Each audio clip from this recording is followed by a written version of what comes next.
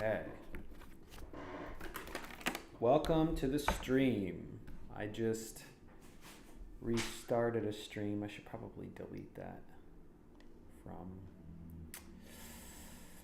the feed.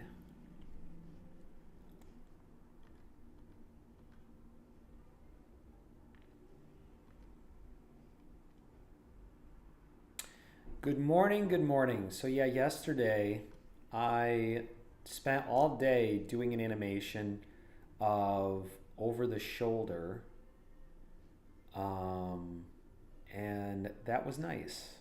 It took a while. Good morning, Gray Fox. Good to see you. It took a while. It took a long time to get it right, but here's the other thing too. There's no reason to really beat myself up about it because I'm not really putting the days in. So, you know, 9 hours one day could get condensed down to, a couple hours another day. And also, some of the animation went by pretty quick. So I think the difference is I can get animation through to, communicate what's needed to connect the story together, but also, so yeah, I can do that. And then also, what else can I do? What was I going to say? Oh, and am I going to do it really well? Am I going to do it with a lot of detail? And that's, I think, what we saw last night, which was I found a pose I really liked. I liked the outcome, and I realized that more than having a number of frames, a bunch of frames, would be better to just go with that pose. And so I think one thing that's really serving the market well with the traditional animation style is expressions. That's kind of what we get from the Zootopia kind of films that still do really well.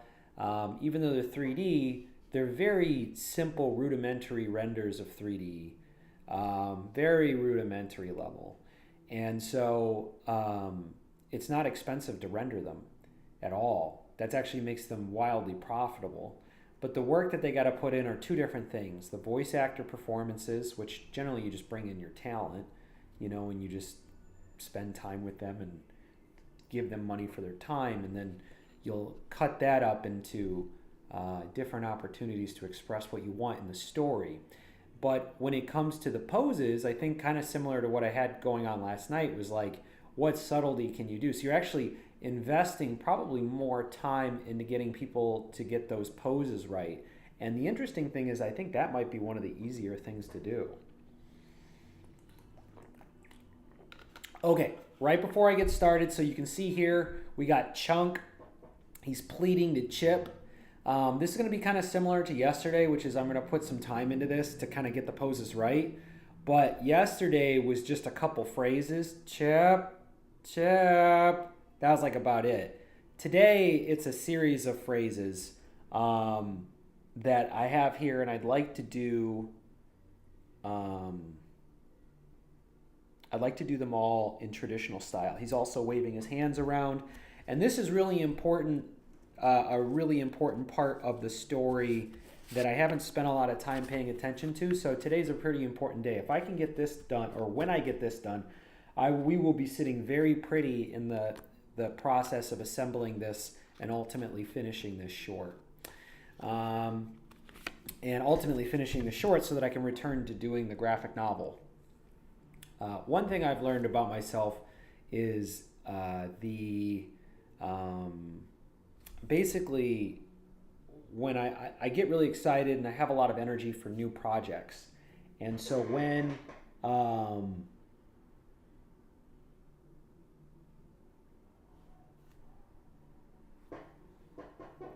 yeah, that's exactly, I can, hold on, I'm sorry.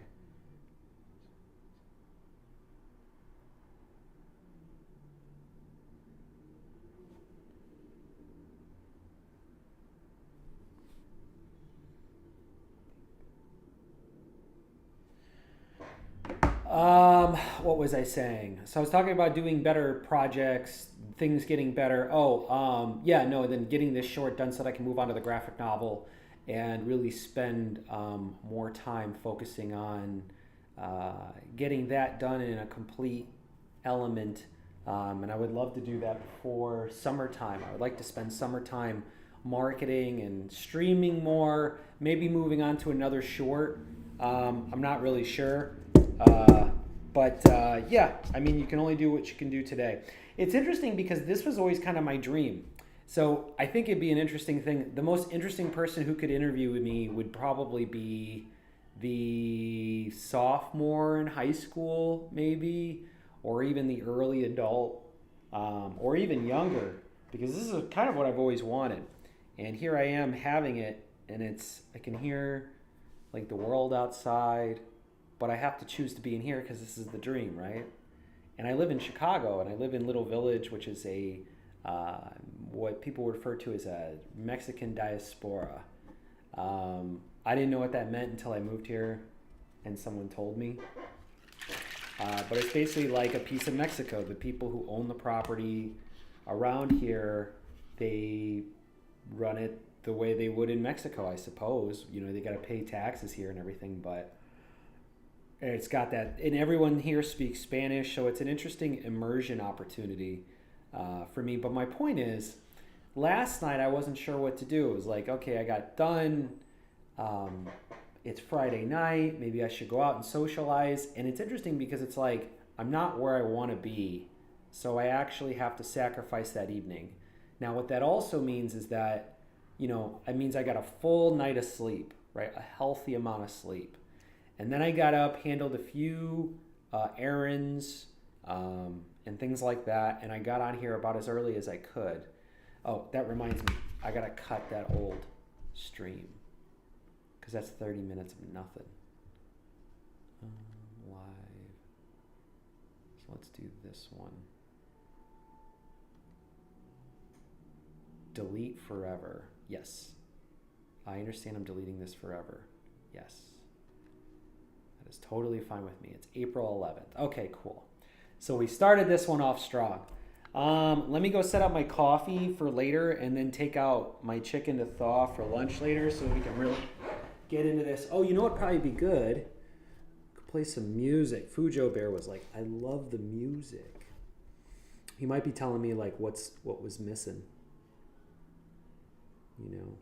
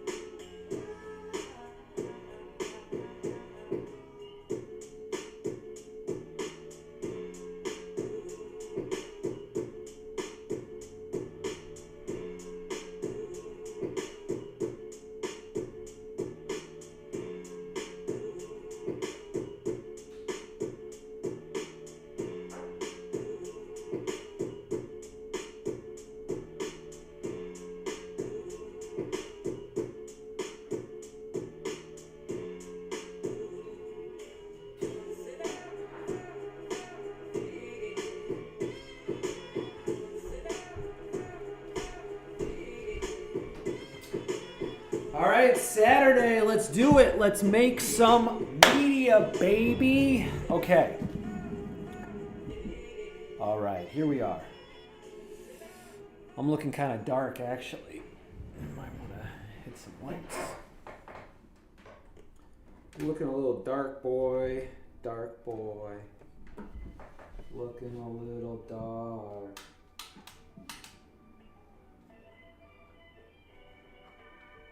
Oh, should work.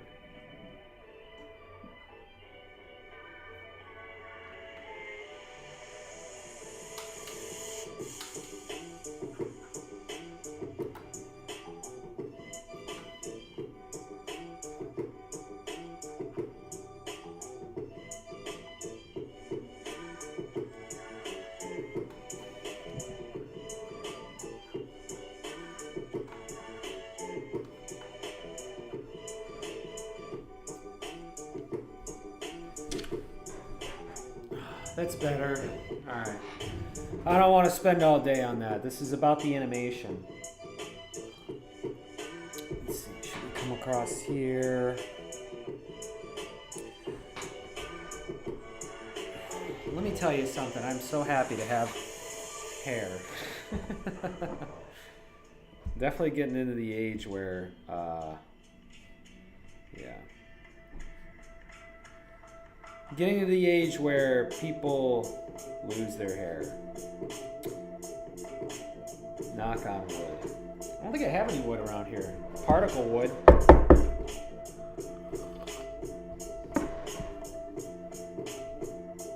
Saturday afternoon. The world is buzzing. It is spring. And we are here to make things. Let's see what we come up with. Oh shoot, you know what? This isn't gonna work. We have to make another one.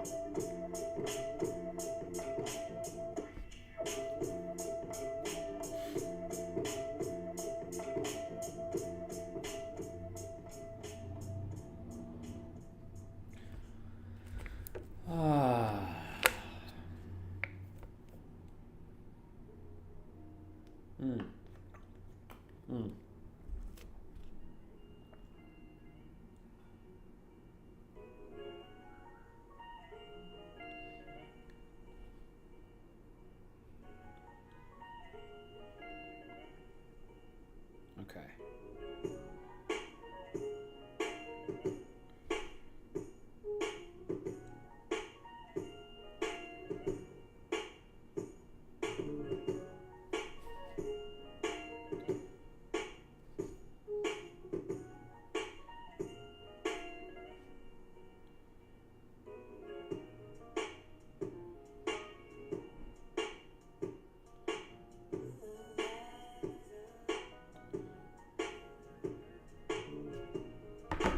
Okay.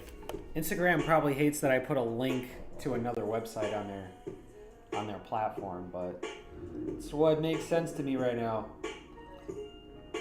Okay, so let's play the clip of him saying these lines. That would be... We still have that, right? No, we don't. We gotta go grab it. Okay, that's fine. That's fine. That's fine. That's totally fine. Okay. Yeah, and here we go. Ooh. Rum pum pum pum. Oof. Hey, it's Truck Dog. Truck Dog? Wow! He looked awesome! I used to be a bug on the side of the road, ugly, just like you. I'm a bug, you're a bug, stupid. So it's after the delivery. Truck Dog says double. So it's right here. Take 1, 2. My package is here. My package is here. TDS, Truck Dog system. Double sunglasses? What I've been talking about the whole time? How many times have you been to the grocery store and seen salt water on the shelves? Bingo! Now, all we have to do is open up the package, add the Brazilian rock salt to some water. Listen, Chip, this is a golden opportunity for us. We're gonna be the first ones to market. You know what'd be nice is to get that mechanism here done. That'd be nice too. We get like a twofer in today. I do have to take a break and read at some point.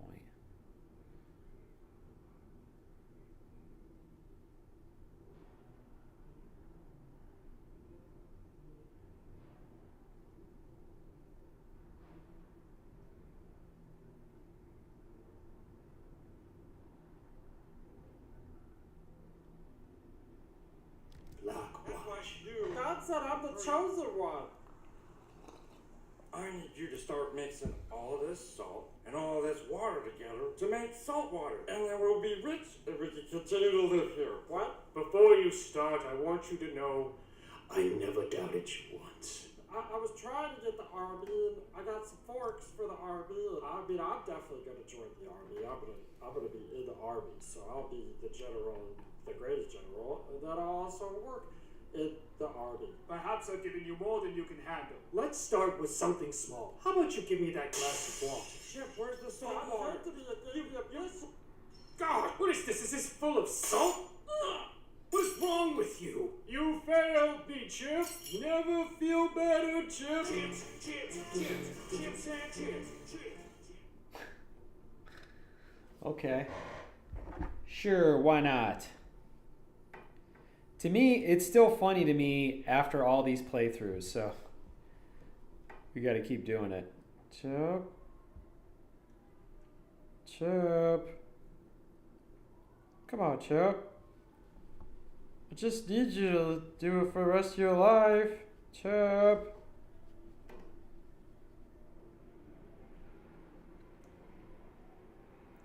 Okay. So let's look at it one more time before we start animating. So this is something that I do like before I draw anything. I kind of just keep taking it in. I think that's right here. So it's after the owl leaves that he does these lines. Check 1, 2. My package is here. My package is here. TDS, the cook dog system. Double sunglasses. What I've been talking about the whole time. How many times have you been to the grocery store and seen salt water on the shelves? Bingo! Now, all we have to do is open up the package, add the Brazilian rock salt to some water. Listen, Chip, this is a golden opportunity for us. We're going to be the first ones to market. Chip, show me the ledger of all the names of those who joined the community block That's what watch. I do. God said I'm the chosen one. I need you to start mixing all of this salt and all of this water together to make salt water. And then we'll be rich and we can continue to live here. What? You got to mix all this salt water, and then we'll be rich, and then we can continue to live here. And then we'll be rich.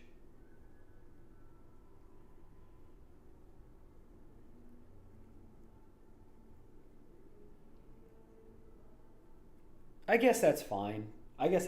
He's selling a thing. That works. It's not the most like tight story ever, but who cares? Who even cares? There's a chipmunk talking to God. Yeah.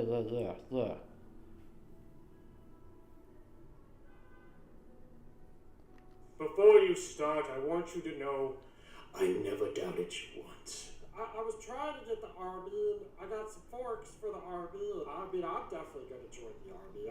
I'm gonna be in the army, so I'll be the general, the greatest general, and then I'll also work in the army. Perhaps I've given you more than you can handle. Let's start with something small. How about you give me that glass of water? Chip, where's the salt I'm water? going to be God, what is this? Is this full of salt? God! What is wrong with you? You failed me, Chip. Never feel better, Chip. Chips, chips, chips, chips, and chips. That shit still makes me laugh. I love it. Chips and chips, chips, chips. We just got to tighten it up, get enough shots in there that we can communicate what I'm trying to communicate. And then once we have those shots, we let it go. Because there's not really the need for spectacle. The whole thing kind of has a spectacle to it. I want a sequence where Chunk is flipping through like social media on his tablet. So we're like with Chunk. So we learn a little bit about Chunk that way. And it needs to be, I think we need to establish those characters before we introduce God. Because once we understand the characters, we're like, okay, we get it. They live there. Here's the problem. And then, so I do need to do some editing where that's clear so that God can get entered. And then there's already a problem. The problem is that Chip is just like this workhorse for Chunk. And the owl is just commentary. And then he comes back, yeah. I wonder if the story needs... Saltwater, and there will be rich... Nah, let's just cut it Before down. you start, I want you to know... I never died that you once. I was trying to get the RB. I got some forks For the RB? I mean, I'm definitely going to join the RB. I'm going to be in the RB, so I'll be the general, the greatest general, and that'll also work. In the army. Perhaps I've given you more than you can handle. Let's start with something small. How about you give me that glass of water? Chip, where's the salt water? God, what is this? Is this full of salt? What is wrong with you? You The way he failed throws me, it, Chip. Chip. Now you feel better, Chip. Chips, and chips. Yeah, and then a run through of maybe even like filling sounds and stuff like that. And I feel like I might need to bring someone in for audio to clean up the audio for me and be like, hey, can you take these levels and kind of fill the space up with more direct communication? Yeah. Ooh. What's going on in the world? I think I'm going to watch some YouTube.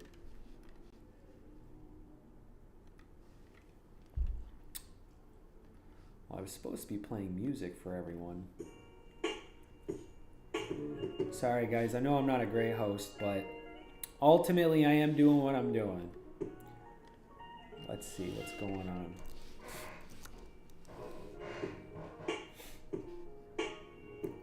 My cat would not let me sleep. I tried to sleep as long as I could, too. Covers are popular songs. Oh, interesting. Remember when lo-fi? Okay, so you're like, you think all I care about is... Ooh, Studio Ghibli? I'm into that-ish. So romantic, you know?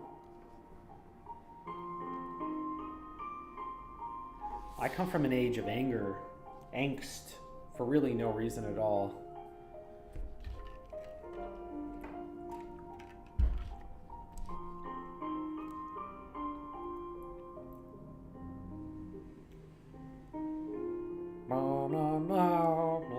Speaking of, where's my cat?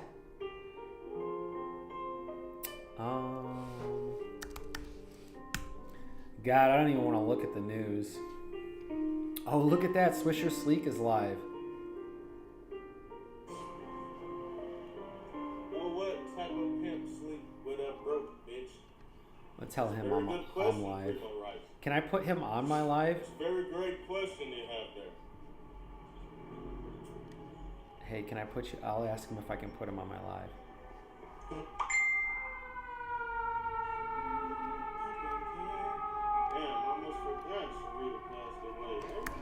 Sleek, we are both live.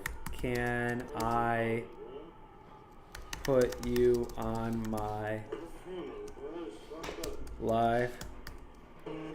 Well, I guess it wouldn't really make sense. He'd have to monitor it. He probably doesn't have that set up. Man, this guy knows how to fill time. He's pretty good. What is it?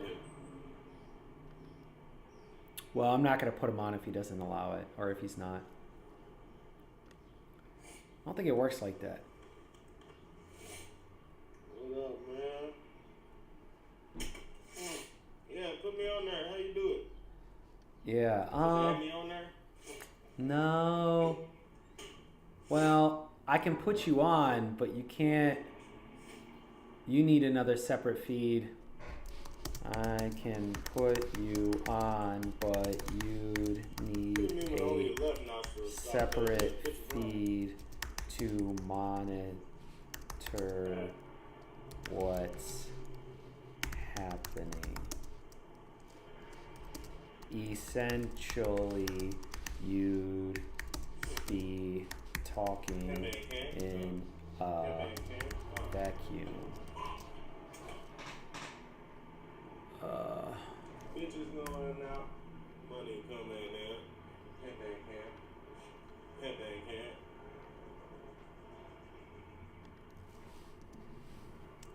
Maybe not the best. In all hip-hop history. Shout out to the sub, man. I pretty much avoid the news. I'm tired of seeing certain people on my screen. Yeah, I mean, I don't know, hold on. Need a separate feed. I don't exactly get what that means. I need another. dang, I'm over here confusing my guy.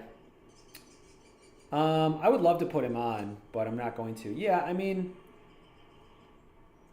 I definitely. Essentially destroyed himself. Who? Shout out to Shiesty, essentially destroyed himself. Shout out to Offset, bitch, you owe me some money too.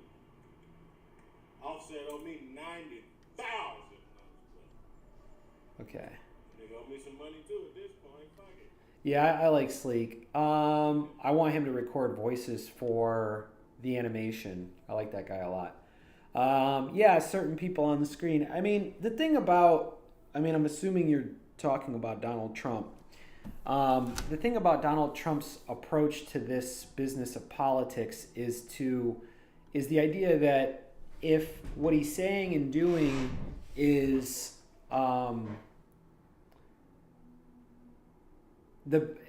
he does things to guarantee that he's the biggest news story of the day.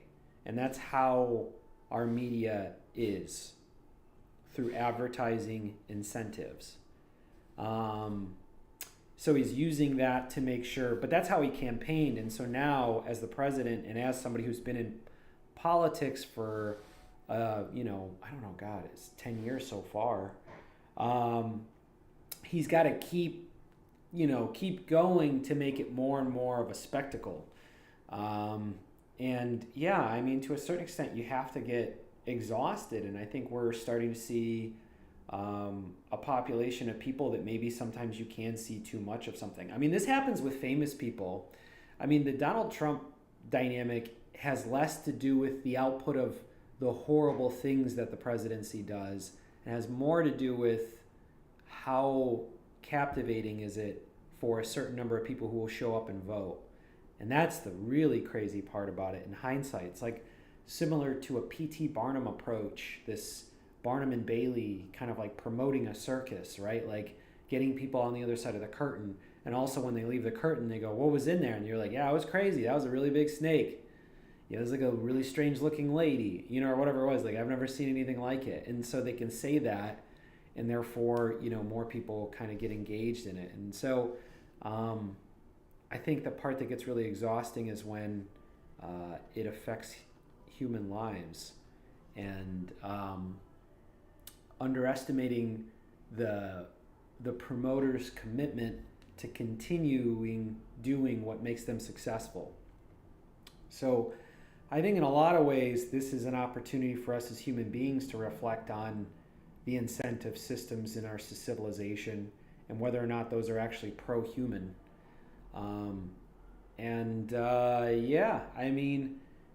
The guy moves very, very fast with policy. If it seems like this is a bad thing to be talking about, he'll move on to something else with the power of the U.S. military and different institutions. So yeah, I can totally see people getting exhausted by it, for sure. It is exhausting. Yeah. So it's kind of interesting too, because like he dominated my YouTube feed. And when I go to my YouTube now, or maybe if I go to a different profile, if I go to a profile that I haven't consumed on a lot, they actually show me, politics, local news, federal politics, Tucker Carlson, politics. Yeah, so it's all politics. So yeah, your algorithm essentially is pushing you into these politics. I don't know if these are they might be the most captivating. I mean, like, it's an interesting thing too, because it's like the stories are captivating, therefore they're the most interesting thing to look at day after day after day, and it's so hard to look away. And for me, I will say, and this is kind of the interesting thing that I hope this channel can be, which is that this is a place to go where we're not really present with that, but we are taking a very sober look at the reality of what these policies, what the implications of these policies are in the long term. I don't know if the American people were aware that a Donald Trump presidency could mean that we would withdraw from our World War II alliances. I'm not sure that people were aware of that, even though it was there within the rhetoric. In a lot of ways, in his most extreme rhetoric, he is who he said he was. So yeah, I don't know. The Donald Trump thing is like, it's going to happen regardless. You have to react to it. The approach that Congress has taken to the presidency historically, even in the beginning of the country, when they established the government, actually had a very hands-off approach, because there was no debate that you need a king to run a civilization, to run a society. And the more revolutionary concept was the people who were saying we really need to limit this role, and the welcoming of that approach by George Washington, which allowed some very early on policies and political norms to take place that benefit the limiting of the presidency. But you have to really keep in mind, like we talk about the Electoral College, like it's this thing that is really holding us back from a democratic perspective. The concept of a popular vote was not even a reasonable argument at the time. The Electoral College was actually the more revolutionary, close to democracy that you could get, and the compromise was with the states that we knew were coming, and whether or not they should placate to the cities that already exist, because those would be the most populous, dense areas. And how do you compromise that? And so that's an interesting aspect of the existence of the country. It guarantees a certain agrarian influence. It is the agrarian. We're basically like an agrarian merchant structured electoral system, but ultimately the oligarchs have found ways to kind of outsmart the system, so they get the most representation. Exactly, like we know it's there, but we also don't want it in our face 24/7. Yeah, it's interesting. There's two different aspects of it. One, you have a responsibility to some extent, especially if you're managing a stock portfolio. You have a responsibility to know what's going on day to day, because you don't want to have the rug pulled from underneath you. If you have money in equities and assets. And then there's also the aspect of what it's trying to do, which is it's trying to get your attention. And then also, a certain portion of it is just gossip.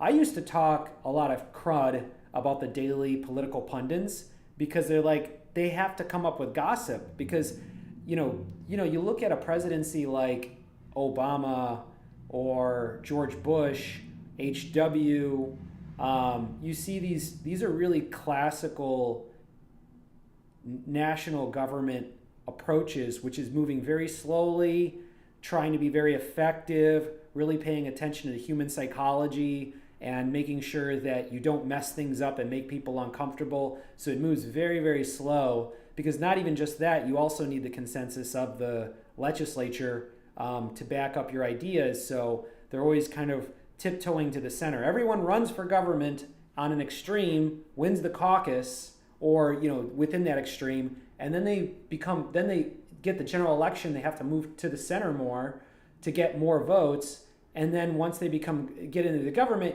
I think oftentimes the responsible perspectives has been, what is the greatest good concept within what I have. And then also, presidents get privileged information, and so they actually know a lot of things that probably the public doesn't know. We always kind of have that in our heads, right? Like, I always wonder if that's like a man behind the curtain thing, is that maybe that the government is like not as effective as we think and not as powerful as we think. And I sometimes often think that we worry about, or people talk about like UFO technology and stuff like that, and secrets that the government has, secret technologies, and like, are they really that far off from a microwave? Like, are we that far off ahead? I mean, maybe. Maybe. As of recently, it seems like maybe not as much as we thought we did. I think that like war is inevitable in this time, because there is a huge technological advancement that really took place in the last 5 years, and so that integration probably makes them feel like militarization is getting more democratized because of basically the behaviors of the internet, the node-based elements of the internet, which kind of like keep it kind of impossible to stop from existing. Pretty much those servers, I think you could argue, could very well outlast human civilization. I mean, until they decay, the copper wire and things like that. And I guess the particle boards, are probably the breadboards or whatever, are probably really easy to decay too. I'm not really sure. I haven't done my homework on that one.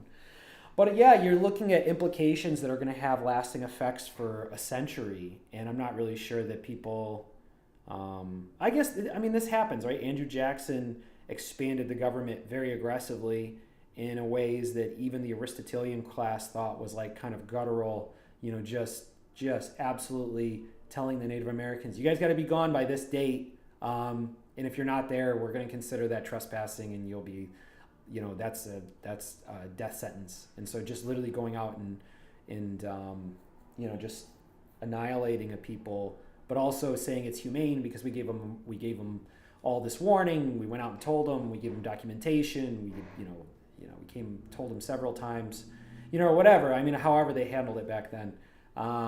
So we're seeing a more ruthless kind of filtering system that has existed in America since its conception, and it's a very ugly thing to live through. And I think that people who haven't lived through it, pretty much everyone until now, right? We kind of think about the good old days, and maybe, when this is over, we could get back to those things and start to get along and agree with each other, or it accelerates and things keep getting worse. Skynet will be here sooner than we think. I think it's already here. I think it's called Palantir. It's not Skynet, it's Palantir, which is funny because it's the appropriate name, the eye that sees all from the Lord of the Rings. So, yeah, I don't know. It probably wouldn't be too bad of a thing for me to kind of bring these thoughts to the stream, because oftentimes I share these ideas with my colleagues or partners in life. But I think that it would probably be good to try to have this conversation. I always try to have, you missed the 90s. Yeah, I was a little boy in the 90s, but it was definitely it was a time of abundance. A lot of toys at Toys R Us. Gas was like under $1. Everyone I knew had money in some way, and were making money and were upgrading their living conditions. And, I think after 2000, the early 2000s, everything has been stagnated for decades, and things just keep getting worse and worse from a pocketbook perspective, and how that affects the economics of being the citizens of this civilization. And generally, our government's only real answer to overcoming these types of down draws is to use war as a way to get economic benefit. And so, that's where we are in our civilization. But I think here's the interesting thing. Like, as a person who's alive during this time, I try to take it in without getting overwhelmed and just want to make art. And it's not necessarily have to be political art, but maybe some way, the stress that this can cause can be transitioned or transferred into what I'm creating, maybe the urgency here in CHONK's character is some sort of symbolism for what I got going on, but I really don't know. But I do feel like I create things based on how I feel, even if it doesn't seem like sometimes maybe even appropriate. I mean, what does that even mean nowadays? And to not really worry about what people think, just have to make sure that I'm doing things that work for me. Like, instead of dwelling on all this, being productive in that time, I'm a citizen of that time. What was it like? What if I was a citizen during Caesar? You know what I'm saying? Like, do I just dwell on the fact, oh my God, this guy's the emperor of everything and he's won everything. He's like, am I going to deal with, like, how is that a way to live my life? How is that a way to appreciate the benefit of being alive? You know what I mean? Like, it doesn't have that aspect. It doesn't give us that. So, I mean, be aware of what's going on, keep your head on a swivel, but at the same time, creating material during this time is maybe one of the most beneficial things someone in my situation can live these days. And so, yeah, I don't know if it was better for me to do that while drawing, but I didn't. We should maybe clip that, Conformity Farm's concept on politics, on the state of politics. Yeah, I should write that down. Where are we at here? 41.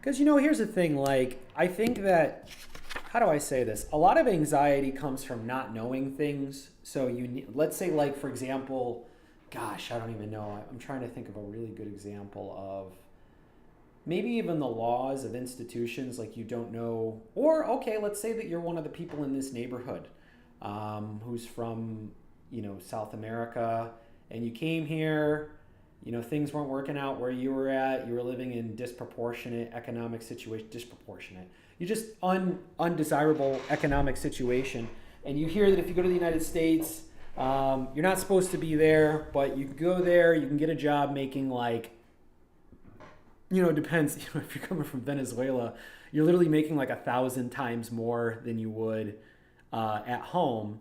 And you could do that in cash, and you could finance a car, you can get an apartment. There's people up there that speak Spanish. Like, it seems like it's not, for the most part, you're not aware that it's an arrestable offense. If you stay long enough, maybe you can meet an American, you can get married, I don't know, whatever. Right? That's your circumstance. And then now you're facing the stress of the current situation, and you don't speak English very well, and you don't read English that well. And so now you're in a situation where you don't know the dynamic of your rights or what you can do. You just know what people say and how reliable are people, right? And you just came here, and these are all new people to you. And the amount of stress that would cause on the system, your health, your mental health, your mental state, and then, trying to maintain that, not overcoming it, could cause a level of neurosis.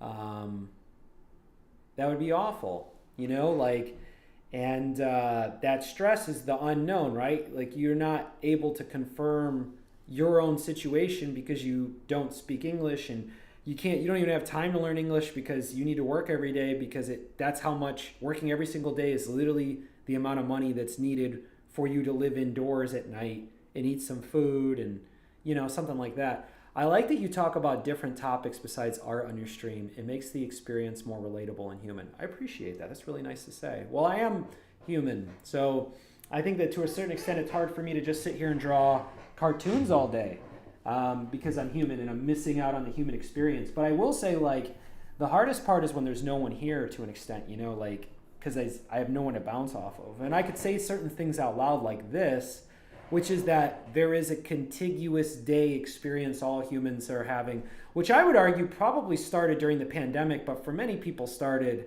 in 2016 with the first Trump presidency. But I think that there's a level of hysteria that isn't necessary, but some that is. I think that I can totally understand certain people's situations, but also, like, it doesn't benefit me to be in a hysteria in my day-to-day life. because I'm just a peasant, you know, trying to get by and trying to cultivate my own space, and this is the ruthlessness of the American experience. And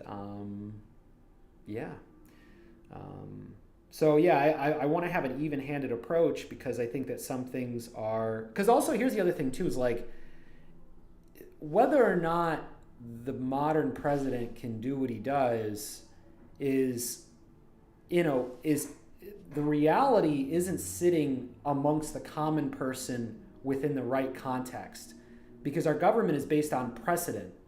Once a president does something, precedent's established, therefore a president can do it.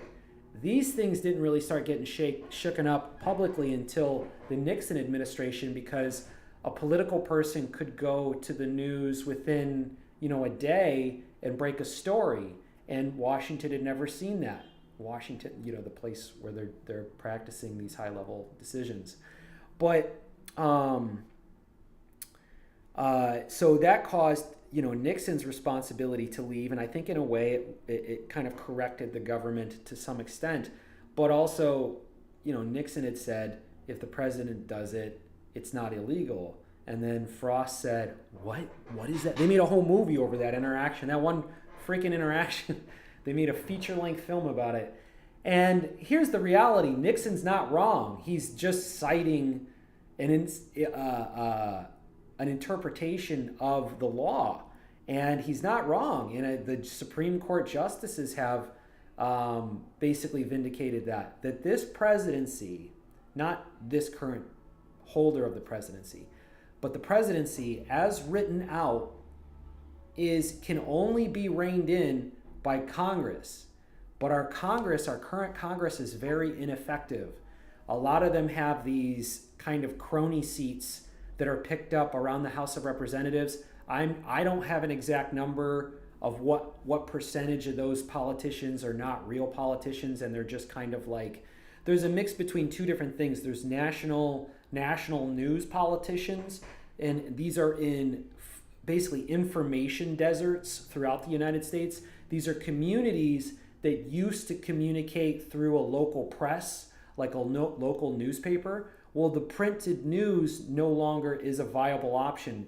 Advertising dollars don't find a return by buying into local press. So they've gone out of business. Therefore, there are a lot of rural parts of the country, which takes it back to the electoral college element of the power of the civilization.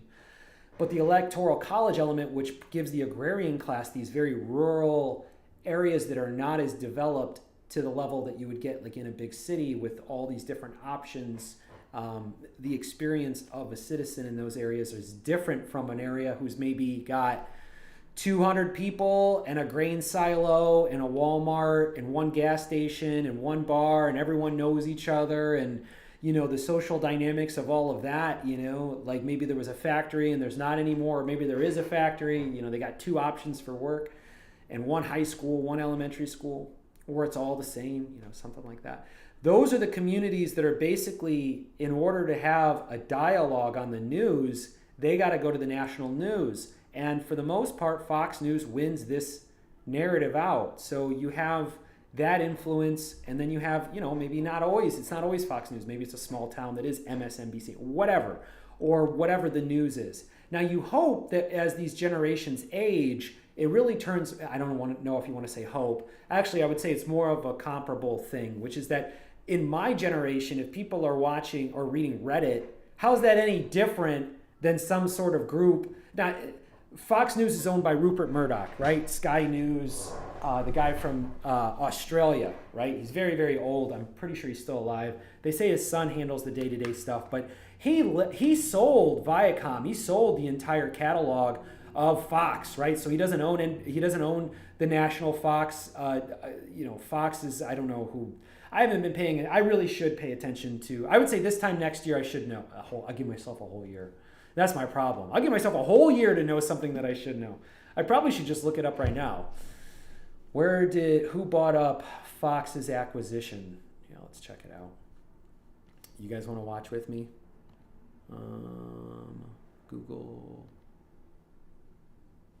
Let's should work. No? Who?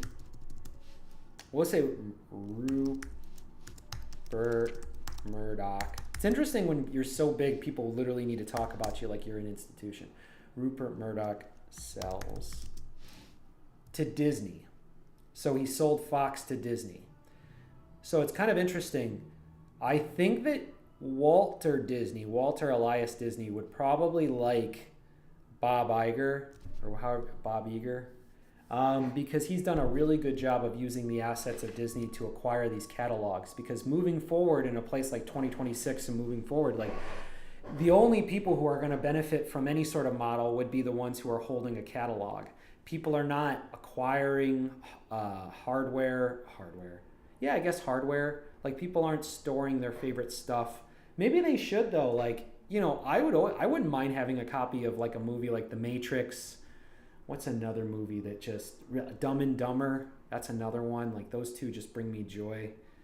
The Matrix. What else? I love the movie There Will Be Blood, but that's not like a joyful movie to watch. That's a moment. Are these all like male-centric movies? I guess most movies are. Oh, well, speaking of Princess Mononoke, there you go. That's a really good one too. I guess the whole Ghibli collection done by Miyazaki would be worth holding on to. Anyway, so how much time did I spend not drawing? An hour. Okay, let's get back to our work. So we know Rupert Murdoch sold to Disney. He can't be too ashamed of that. He's probably like, that's okay. That's okay. That's not a big deal. That's okay. I can sell to Disney. Okay. Talk to Mark, huh? Maybe I could call him on the headset.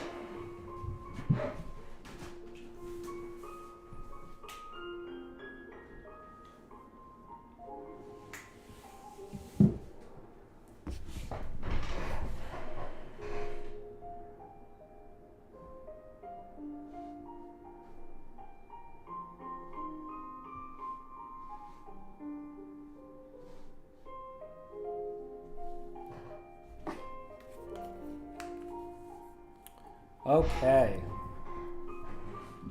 Why do I hold my hands like that?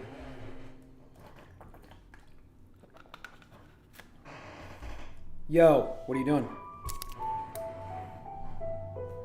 That's cool, man. Enjoying your time off. You gotta rest. You gotta rest. Don't think about the company you work for. Really? You just think about work? They're still reaching out to you? Oh, okay, that's good. Jeez. Do you ever go...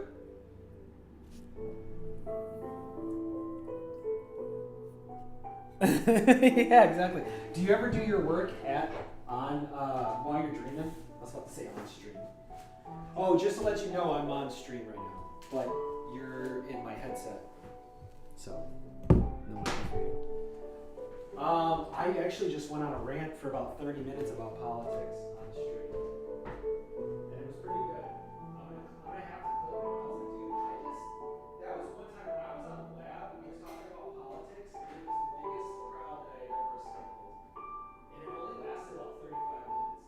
But I just realized, like, I don't want to be the politics guy, but, like, I might have to be. I think people like hearing me talk about it. Like, I say it in a very sensible way. Well, they like the way I talk, and also, a lot of the stream, I don't do any talking. Dude, I streamed for almost 10 hours yesterday. Dude, I would actually, if I were you, like, obviously you don't have to watch the stream because it's fucking boring, but I'm actually on the stream right now. It's a very, but you can scrub through it. You can scrub through it and see that shot of Chunk being like, Chip. That's what he's doing. And I thought it was a really funny clip because every time he's actually in front of Chip, he's like, Chip, do what I'm telling you to do. But when he looks at the door and it's literally the voice of God in the attic and the door is like shaking and there's like light beaming out, That's the first time he's ever says Chip's name in like an endearing way. Like, Chip. And it's just perfect. It's a perfect scenario, you know, because Chunk might be, he's like Mike Hartman. That's the way I think about it. Like, in a lot of contemporary work, people like that. Like, you ever watch It's Always Sunny in Philadelphia? The thing about it is, and it's very similar in South Park too, is that the thing that really is a big difference is friends who are actually really bad friends to each other. But it works as friends because they're all on the same level. They're all kind of shitty. Which is more like, yeah, friends. Yeah, exactly. Friends. Yeah, dude, you should see this thing where literally, I spent 8 hours doing a clip of him looking over his shoulder in his chair. Chip. And so now I'm doing the part, I'm drawing right now, I'm doing the part where he's explaining to him, truck dog system. What do we do? The lines are TDS, truck dog system. Double sunglasses? What I've been talking about the whole time? How many times have you been to the grocery store? And then I think I might do a cut away of a close-up of Chips where he's like, no, you never let me leave. He's like, exactly. He's like, and seen salt water on the shelves. No, and then he goes, you never let me leave. And he's like, bingo. Yeah. So he's never really paying attention to what he's saying. So I think the way to cut these together is him just like, Chip sees God, but Chunk doesn't see God very often. Like he sees like the light and stuff, but he kind of ignores it. And since he doesn't see it. Exactly. Yeah, using God as a MacGuffin is good. The fuck? Yeah, exactly. And so yeah, I want to do that part, and if we can get that done today, I would be in a really good spot. So, yeah, if you did today, I know. I just don't. So I have to make a pretty important decision. Does Chunk have 4 fingers, or does he just have mittens? I've kind of been drawing him with mittens, but now it's hard to hide it, so I have to make a choice. Does he have 4 little nubby fingers? Is what I'm drawing at the moment. You know what I'm saying? I know it's harder to draw him, but I don't mind the challenge. Because that's really what it comes down to, right? Like I did the mittens because it would be easier.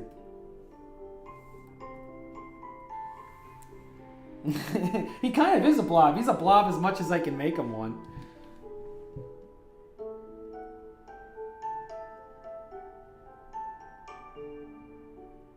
I think I'm going to do I'm literally drawing fingers right now. I think I'm just going to do fingers and just worry about... Because this summer, I want to... One of the things, once I get my time back, I want to study that book on anatomy. And then I think that as an illustrator, continuing to study anatomy of different animals and really understand how the muscles and the skeletons go together really elevate the outcome of the drawings, because I just know, you know what I'm saying? Like I know how this connects to this, and we have just better outcomes. The reason why I made everything blobs is because, nubby fingers over gloves? No, nubby fingers over gloves. Yeah. Well, the reason why they had gloves in the classical animations, it was because it was hard to see the hands sometimes, and sometimes it looked, how do you say, suggestive, because the characters would have a black body. Right, it's the black body, yeah. And so you would have these suggestive moments that they didn't want. And so, yeah, they put gloves on the characters. And then that just started being a thing. I don't think he did, no. Let's look it up. Steamboat Willie. This is where I got to get better at the stream, guys, because you guys should be able to watch this with me, but I just don't have things shorthanded like that. Steamboat Willie did not have gloves. No, it's black hands. You know, and they probably talked about it while they were getting through the work. You know who the real hero is? We talk about Walt Disney a lot. That's 1928. Steamboat Willie. The first time animation and sound was insane. It was almost 100 years ago. Agree to disagree. It's funnier to say agree to disagree when I'm wrong. Like, wait, Mark, how many hamsters do you have? I could have swore you had a hamster. I thought you had 2 hamsters. You're like, nope, I don't have a hamster. I was like, agree to disagree. Okay. That's where it's funnier. Yeah. Yeah, I think you're right, Gray Fox. I think the nubby fingers is a good route. We don't have to do the gloves because we have color here. Steamboat Willie, you got to think about it. It had synchronized. What's that? What are you laughing at, Mark? Yeah, you don't need the gloves.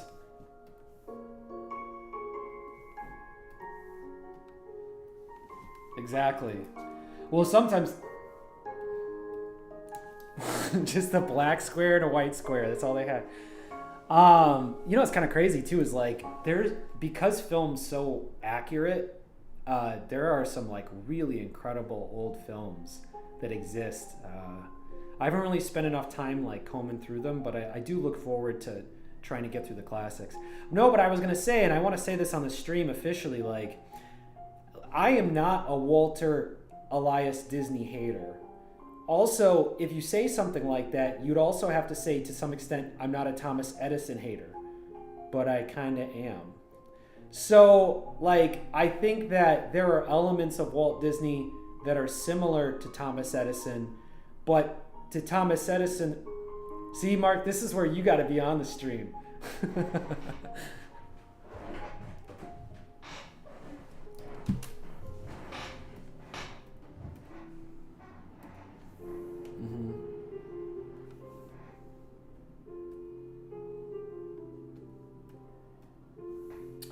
Yeah, well, that is true. Contemporarily, that's true. You are supposed to say that.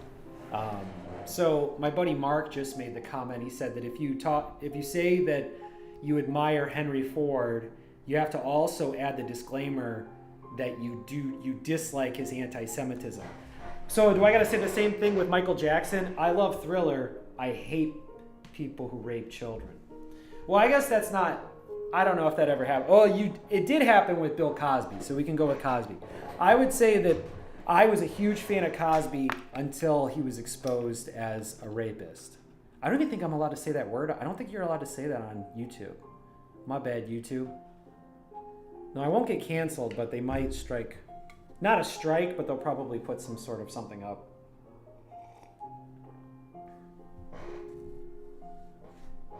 I don't know.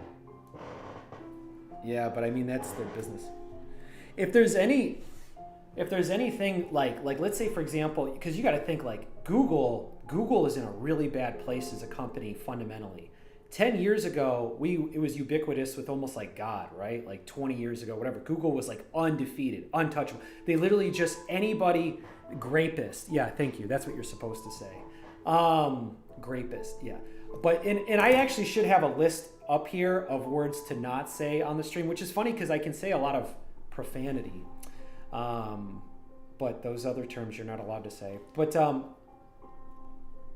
don't know if the F word is... Yeah, you can definitely say the F word. You're fine. But yeah, you can say a lot of things like that.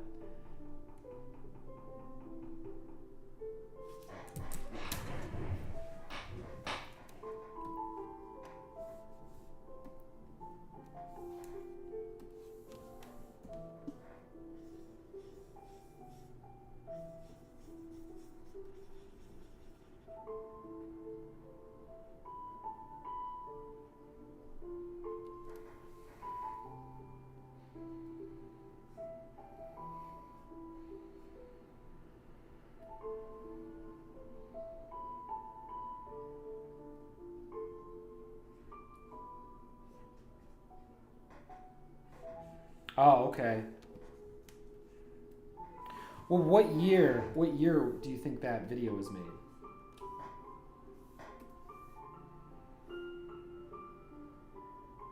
Because, I mean, and this is what I was going to get into with the conversation, which is that going to Google, which is the owner of YouTube, ultimately, just like the acquisition of Facebook to Instagram, which is a fantastic acquisition on their part because it's probably it's definitely a more popular thing that connects people together. But also Google acquiring YouTube, Google is no longer the core, like seen as the best approach to doing research anymore at the contemporary time. And it's going to become, with one human at a time, it's going to become more and more obvious because of the incentive system of people's behaviors. AI is just more effective at that. And since Google kind of missed that initial push, they were in a position to dominate that field, didn't see it coming. They have this open AI kind of came from underneath and kind of took that from them a little bit, look at where Microsoft is now, as in comparison. But my point is, Google owns YouTube, and YouTube is about to possibly be the biggest both social media platform and biggest, repository of videos and media.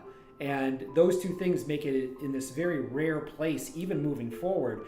And so since they've probably learned a lot, this current CEO's learned a lot by losing the position in search, which is, I'm surprised he didn't get fired from that. So he must be really good at what he does, because I thought heads were going to roll. And I'm sure they did to some extent, but they kept the same CEO. And when you look at YouTube, the question is, how do I make it so good? We're so good at this that no one can really enter this field. And I think the one thing would be to pay for the server space and render farms or whatever hardware is necessary to scan pretty much any video that ever comes on YouTube ever, and finding a way, to do that in an effective way. Because I think at some point YouTube does scan through my video. Like, I think they comb the whole thing. It may take a while. And then I think what happens is, over time, you get into their good graces where they trust you. You're like, okay, this is a channel that's put out a lot of stuff. We've already maybe even had a human review it or something like that. This is seen as a preferred platform with low risk and therefore not prioritized in the scanning process. Yeah, you know what's interesting? Ad revenue. So Mark brought up, this is bringing a lot of ad revenue. I was actually thinking about Conformity Farm as a whole. What if we don't allow ads on any of our stuff?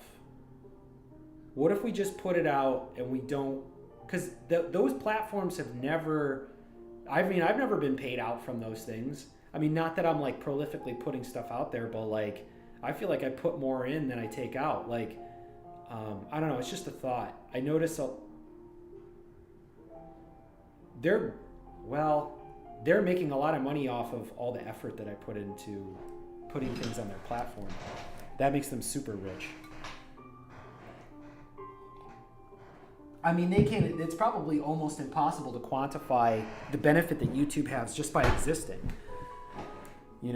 The amount of people who put the amount of work and fronting of labor that they put in just to use their platform. And I just don't, as of recently, I don't see any sign of YouTube becoming less of a real runner. Like, YouTube, like with the little kids, dude, like YouTube is everything. Like, it's bigger than Netflix. It's bigger than like everyone's trying to get on YouTube. It is your meat. Well, if you look at a contemporary home, when we were growing up, the television was the god. And so if you look at it like that, like the allegory of the cave wall is the television. It runs your entire existence. Seriously, man. I mean, it's funny to say, but I think it's true. I think that the allegory of the cave, it is true. Yeah, and so now it's things like YouTube and different things that come up in people's feeds. Whatever everyone saw before you got to work yesterday that was all the same, that got them all on the same page, that's the thing that's running things, at least in that circle. And so I think that those things are really splintered off, but I think that the way that power goes, once those commonalities are identified and then broken down, controlled, or if control means commoditized or whatever, that'll happen. And yeah. Okay, let's get back to this animation. So, yeah, he wants to be like TDS, so he can just kind of just have big eyes. Maybe he looks down at Chip. TDS, the truck dog system. And then what we can do is, and this through the magic of animation, we can do one of two things. It seems like I'm starting to feel like I might have to reanimate a lot of, or just animate Chip last, because I'm getting better and better at this. The more reps I get in at animating, I'm getting more confident in what I can do, and I'm taking more, tries at things in my animation. And the nice thing about animation is even if I fail at something, it's fine. It's only going to be up there for like a second, whatever. But I want to do Chip last, because if Chip's truly cute and he moves around fast and funny, this is going to be a good short. And I already think it's going to be a good short because I've watched this dang old short many, many times and it still makes me laugh, which I think is indicative of something that's going to work. It's a really good sign, I think. That I'm still laughing watching it, because that's the hard part. You get into a project, and it's interesting. My colleague, I don't want to say his full name, but J.K. heard about my friend Klein. He heard about a project that Ben wanted to do, and he, for the first time, had kind of given some of his wisdom, and he goes, I'm not saying that this won't look good or whatever, but it just doesn't seem like it's worth it. Like, he's looking at things from a finishing perspective. Yeah, keep Chip cute. You're absolutely right. And the funny thing is, I keep making Chunk a little more grotesque sometimes, but I think it helps express the character. But anyway, back to what my colleague was saying. So he basically says, I just not sure it's worth it. And it's so interesting because as someone who does finish things and puts the work in, there's like a weird middle ground that I run into oftentimes with my project where I'm like, the fire is gone. You know what I mean? It's not fun and exciting anymore. Now it's just a fudge ton of work. And I'm like, and then I go, what would be fun? To start something new and exciting with a really cool idea. You know what I mean? And that's where I keep going. And so that's what has to stop. And so as that happens and you start to recognize what this next step looks like, you have to really look at this and go, okay, that's a cool idea. Is this for me though? Is this a thing I can wake up on a Saturday, skip all my social engagements and only work on that, and make the sacrifice on? And if the answer is no, then it's got to go. And I'm sorry who that hurts, who you have to tell, I'm sorry, we can't do this thing together, and they thought, I thought we were friends. And you're like, no, we are still friends, please. Oh, dude, I run it. That's the most heartbreaking part of my life, is telling people I just can't make your dream come to life.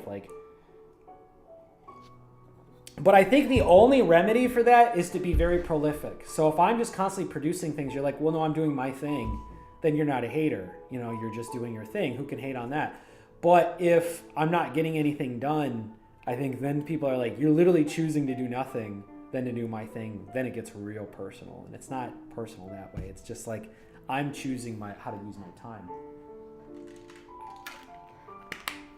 It's my life. Because that whole thing of doing work for experience is fucking over, dude. I did that for 10 years unapologetically. I grind it out. I put the work in. I got no questions. There's no questions left. The funny thing is, I'm just starting to learn Shakespeare. I never that's what's left, right? I need to read more. I need to read more classical stories. I need to really understand how stories are told, long-form stories, which is the novelists are probably the ones offering the most for that. And there's a plethora of work available. So there's tons and tons of stuff that I can adapt from. But all the tech versions of that is over with. I don't have to do that anymore. I don't have to do any more I need to handle this kind of equipment. I need to try to see what this is like. I'm not going to be a great sound person. Never been. I'm just capable. Never been in love with sound. TDS, double sunglasses. What I've been talking about the whole time. Sound familiar? Chip, you never listen to me. This is the problem in our partnership. I just want to go outside. This is the problem, Chip. I'm trying to grow our business.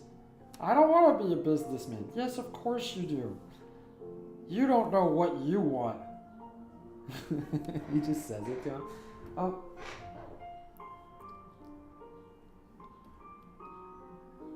Yeah, your problem is you keep thinking and not doing what I'm saying, which is really starting to tee me off, Charlie.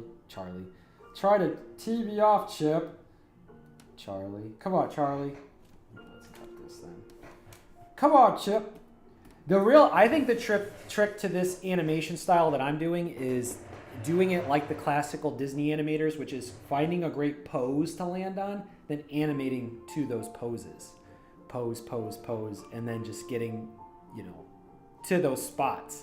But you put the work not in the in-betweens, which you do your work in the in-betweens, but you kind of, you take a back seat to the in-betweens and you really put your time in getting really good poses, because then essentially that's good acting.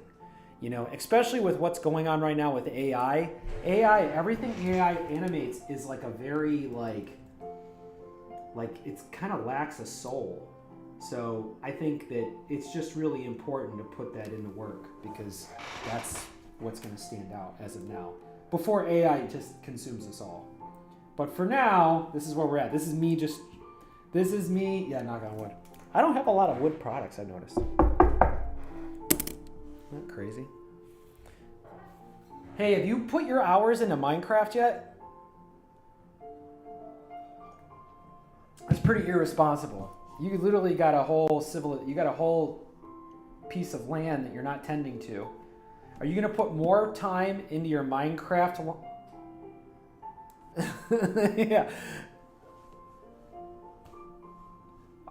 How proportionately, what land is gonna get more attention? The digital land or the IRL land that you're sitting on? I love that. Dude, that's such a good joke.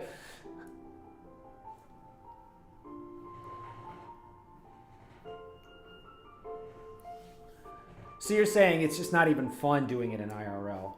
Also, you exert less energy to get more. Yeah.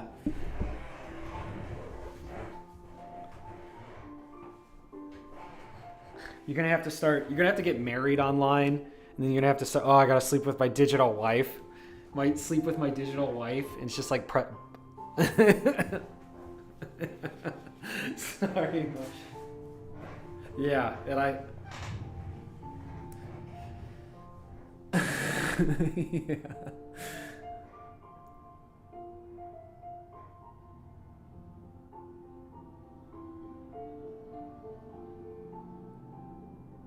It's not too bad.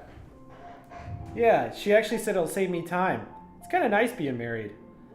But you have to log in, and you have to have sex with your digital wife. You have to just press one button. So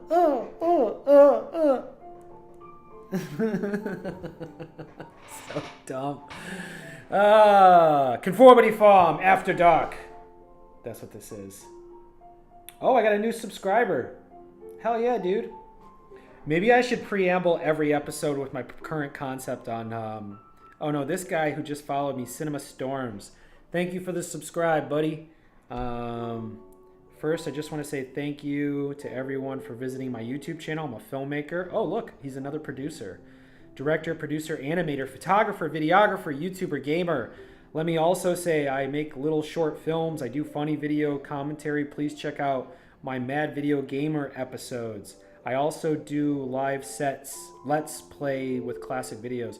You know what's interesting? I was thinking about, Mark, was that reaction video. So there's a guy who reacts to Jim Can't Swim videos, and I like watching him watch those videos because I like to rewatch Jim Can't Swim because those are fascinating to me, like criminal psychology videos, which Jim Can't Swim kind of inspired, and so there's this whole community around it now, and they call it true crime, I suppose. But I wonder if it was JCS that really sparked the whole movement.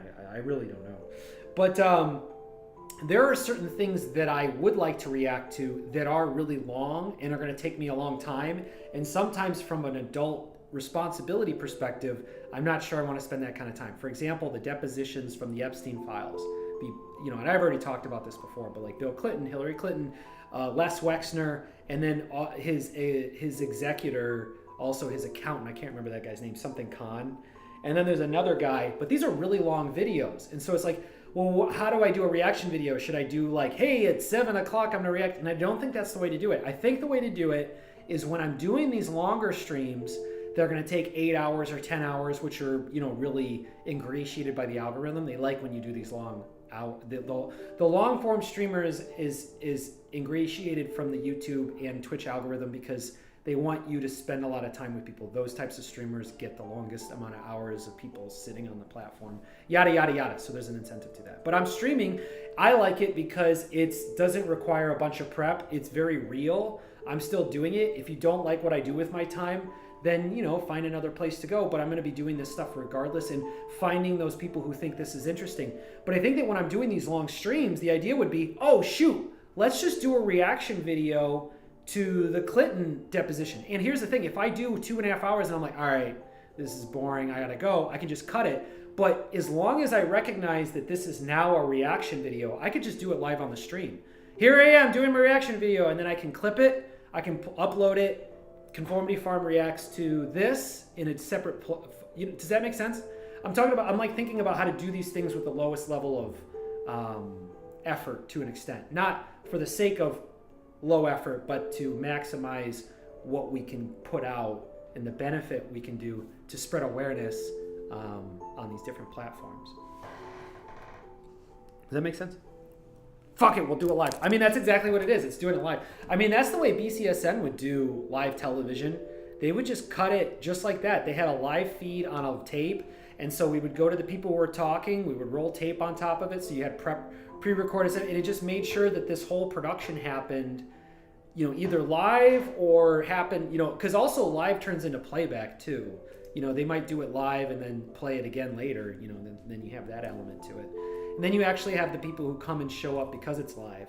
So yeah, I really like the live thing. There is a grind out element to the live thing because there's a grinding out happening with the work that I do. And then the question would be like, do you just live stream the process of making a movie?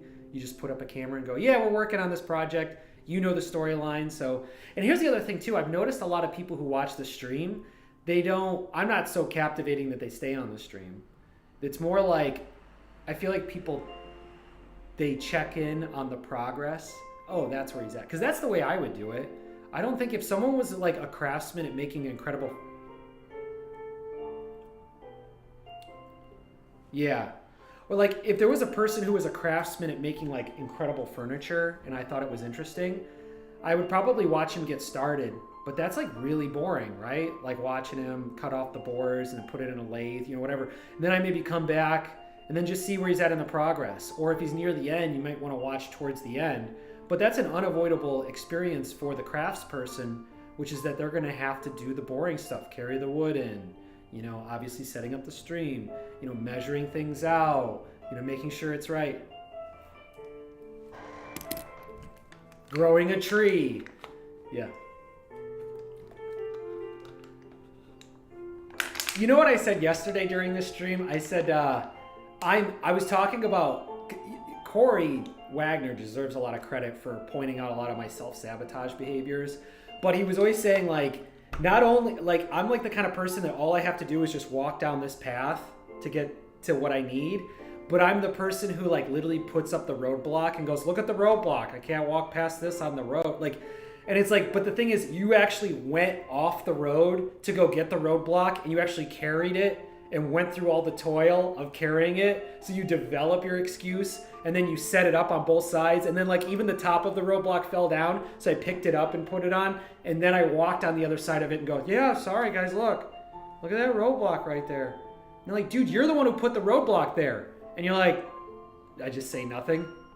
I know. Yeah, I know. Look at what I'm doing. He deserves a lot of credit because he was saying that back in 2018, I think it was. So I was literally saying, before Conformity Farm starts a project, before I start doing an animation, I have to now reinvent animation. Or I have to build a computer from scratch. Or I actually, before I start my animation, I'm going to write a new kernel for the OS for my operating system. Or no, I've decided I'm going to build a house so that I can animate in it. Or then I go, you know what? I've decided I'm going to create the universe. Just do the Carl Sagan. Before I start Conformity Farm, I would like to create a new universe, which is actually kind of true. Oh, dude, did you check out that name of service that'll remain unsaid? You know what I'm talking about?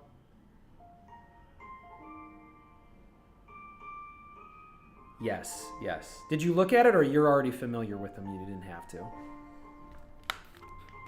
Mm-hmm.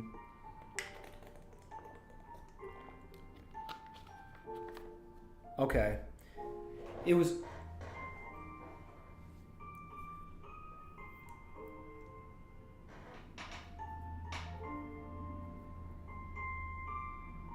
Yeah.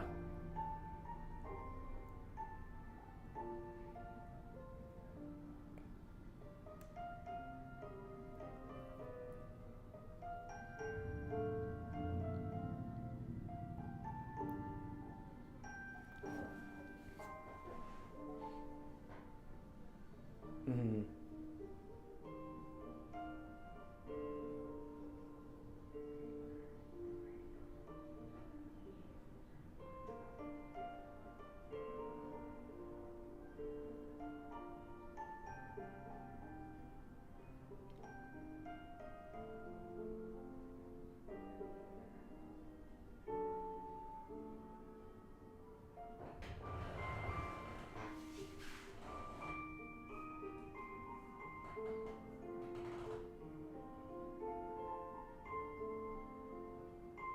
Yeah, and also the other players could find it. Yeah. So you don't have to be the repository.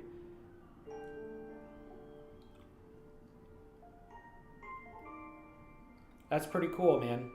Yeah, and to me, from the business perspective, it sounds like offering that as a free service actually allows, because the professionals start out as hobbyists, right? And so once you get the hobbyists drawn in, when it comes time for them to do it professionally, or they decide to do something commercial, you already have a relationship with them and then just use your service. Because there's a way like, I was a little worried. I was like, well, I don't want people to leave my page and go to this other page and then look stuff up. That was always my gripe. But as I did more research for a premium monthly cost, it is just literally another page, whatever URL you want it to be. And so it's just an extension of your website in the URL. And I like that. And so I was thinking, like, it seems appropriate before moving on to really build this world and get the details out, and also creating like a Bible for it, because Conformity Farm does exist in a universe, literal universe, with different planets.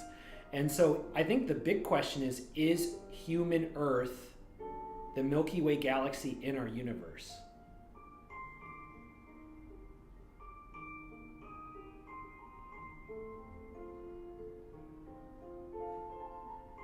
But those worlds don't collide.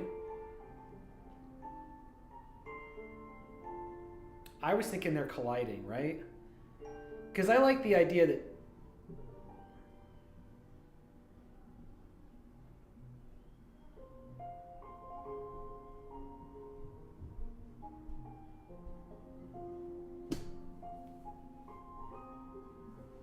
10% of the planets in the galaxy have the... Oh.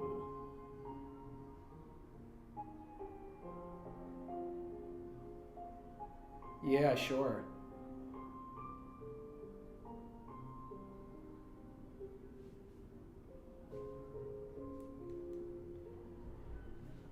Yeah.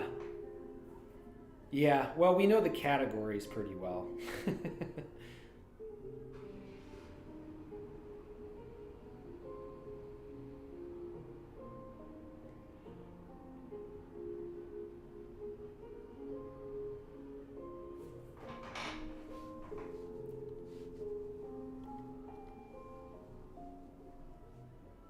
Yeah, absolutely.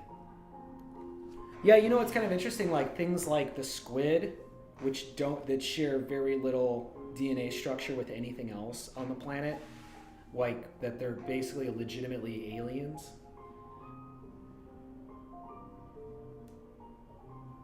Did you... Man o' War? Is that the name of an animal?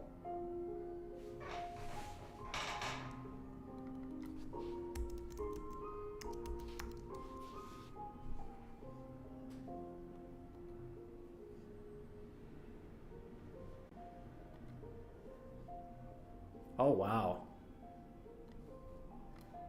Yeah, I'm looking at it right now.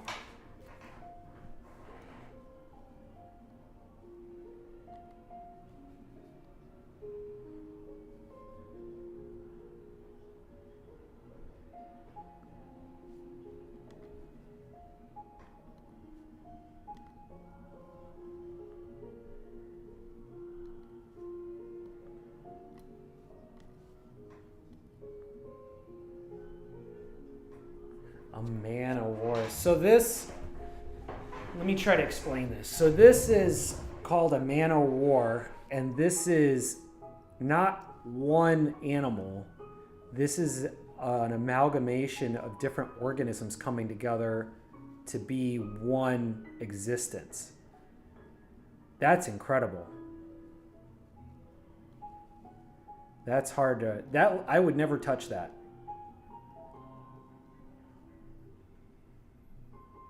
That is scary. They hate humans.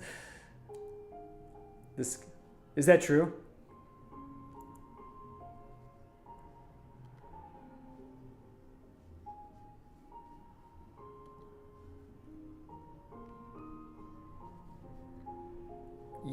They stand for everything you're against, and they're against everything you're for.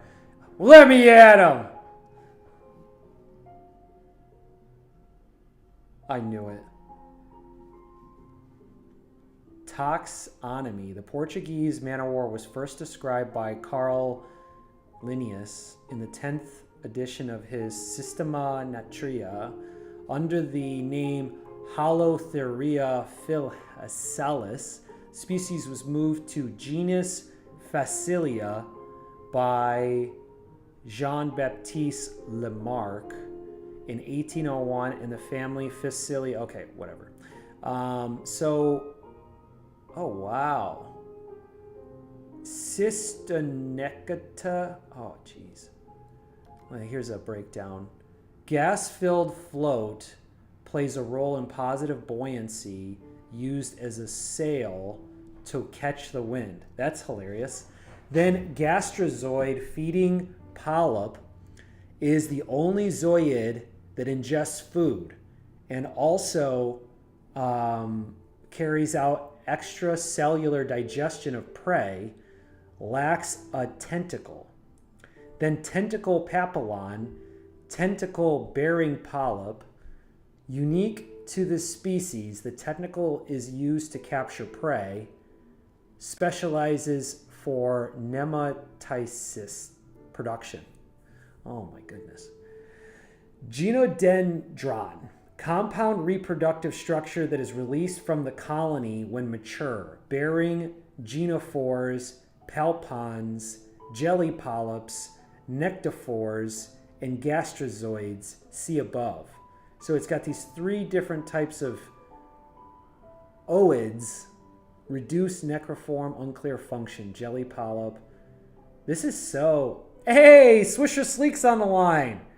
Dude, he's the best streamer out there. Y'all gotta go follow and subscribe to Swisher Sleek. He's my favorite. What's up, dude? Have you ever heard of Man of War? Man of War is this this type of creature in... Oh my god, that's so bizarre. In Portugal. This is what Portuguese delicacy looks like.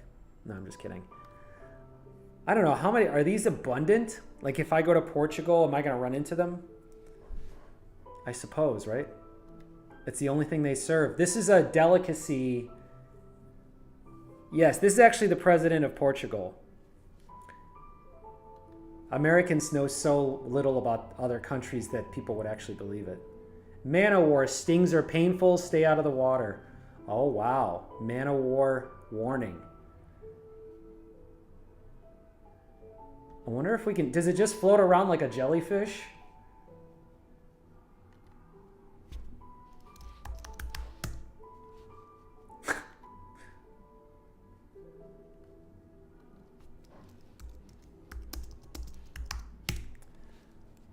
Man of War. Deadly Portuguese. Oh, it's deadly too. Wonder if I'm going to get tagged by showing this. That's all right. Yeah, it's in the ocean. I guess the Atlantic Ocean or the beaches of Portugal.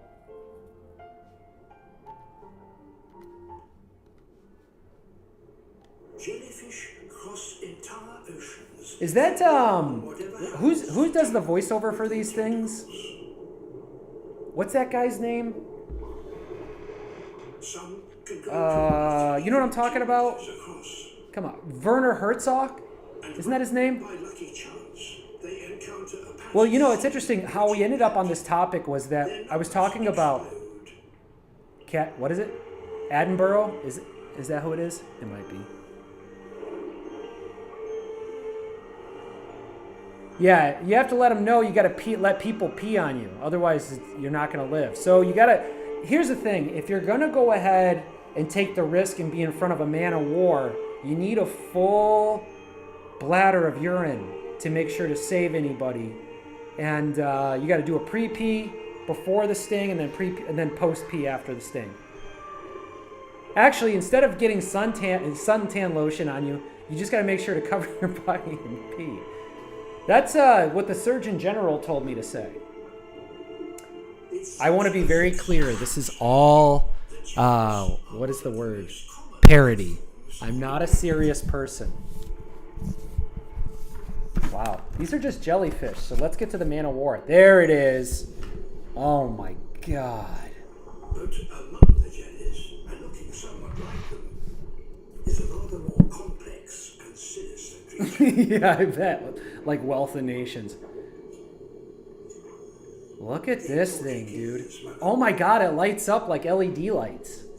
That's terrifying. It floats with the help of a gas-filled bladder, topped by a vertical membrane. Well, yeah, what does this thing As eat? a sail, Wow. maintains a steady course through the It even looks like it makes the water around it gross. Oh my God, dude, the ocean is so intimidating. The reason why we ended up on this conversation is because we're having macro conversations about the Conformity Farm universe as we lay out the Bible for Conformity Farm. And to me, the question is whether or not the Earth should exist within our universe. And we're kind of leaning towards yes. behind it, some as much as And we were kind of having a conversation about how few creatures exist that we know about, even on planet Earth, which basically is a guarantee, in my opinion, that there's plenty of intelligent life out there in the universe. I mean, we literally just took pictures of the dark side of the moon. I'm tired of listening to know-nothing people try to tell us we know zero. We're basically like an organism on the bottom of a giant shoe, and from our perspective, we just see the dark corner of the soul, and we're going, nah, there's nothing out there. There's nothing out there. We're the center of the universe. It's the most ridiculous perspective based on the information that we have. So I don't give into that kind of stuff. So the Conformity Farm ideology is probably a little more existential and not nihilistic, because I think things do matter. The world, your family, friends can all matter, and I think you can live a good life. But overcomplicating it is maybe where the nihilism exists for me more.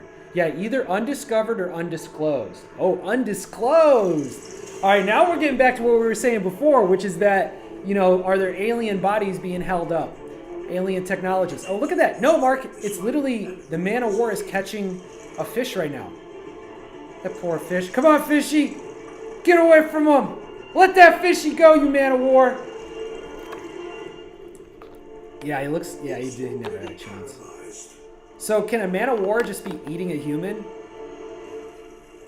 I'm assuming the prey has to be smaller than the basically the collection of all the tentacles, because I'm assuming the tentacles use something to break down the proteins and micronutrients. eventually all that is left is a scaly husk. Plankton? This thing's eating plankton? This voracious man of war may collect over 100 Okay. fish in a day. Yeah.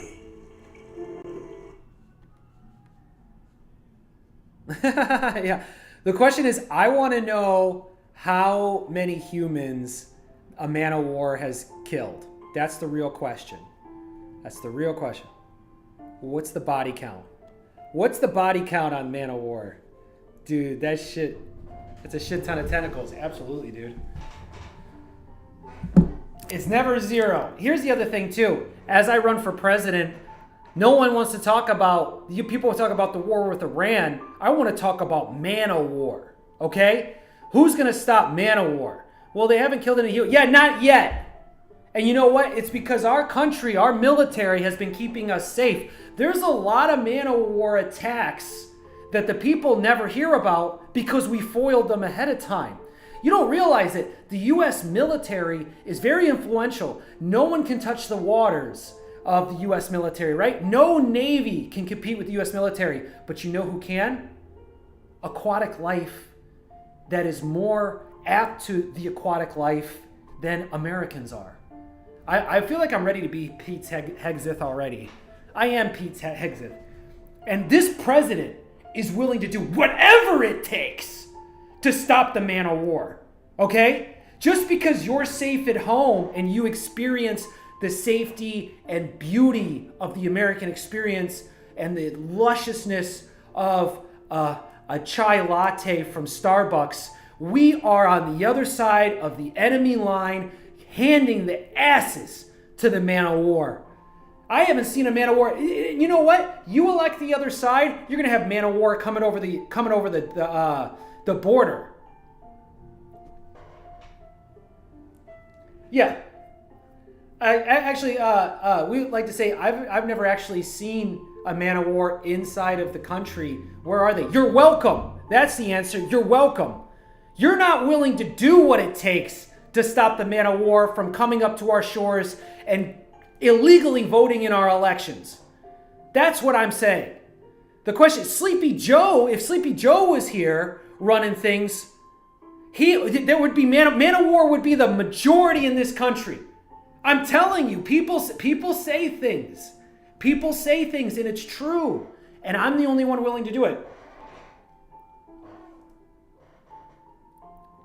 Yeah. We weren't even talking about Man of War until Joe Biden became president. And then once that happened, the Man of War were coming over the border in droves. And here they are. You can't even get a job because the Man of War is willing to do it at half the price. What about good, luscious, gorgeous, beautiful Americans? Not these ugly, stupid, wrong ones, but the good ones that we all love. Not the broken ones. Listen, I love good people. As long as you're good people. When you're bad people, we know who the bad people are. We arrest them. Those are the bad people. It's simple. If you're not arrested, then, you have nothing to worry about. But once you are, you got real problems on your hands. Conformity Farm for Marine Secretary of Defense. Yeah, that's why we're in Iran, to shut down the Man of War farms. Yeah, and here's the other thing, too. Iran loves the Man of Wars. China, Russia, Man of Wars. They have Man of War farms you wouldn't believe. You'll see these Man of War farms. As far as the eye can see, they are growing Man of War armies to destroy freedom. Honestly, that's all. If there's anything that a Man of War hates more than anything, it is freedom. It's freedom. If you show a Man of War a drawing of Uncle Sam, that's pretty much all it takes to defeat it most of the time. But of course, we don't. That's a lot of paper and ink, so we generally use the ammunition that we have to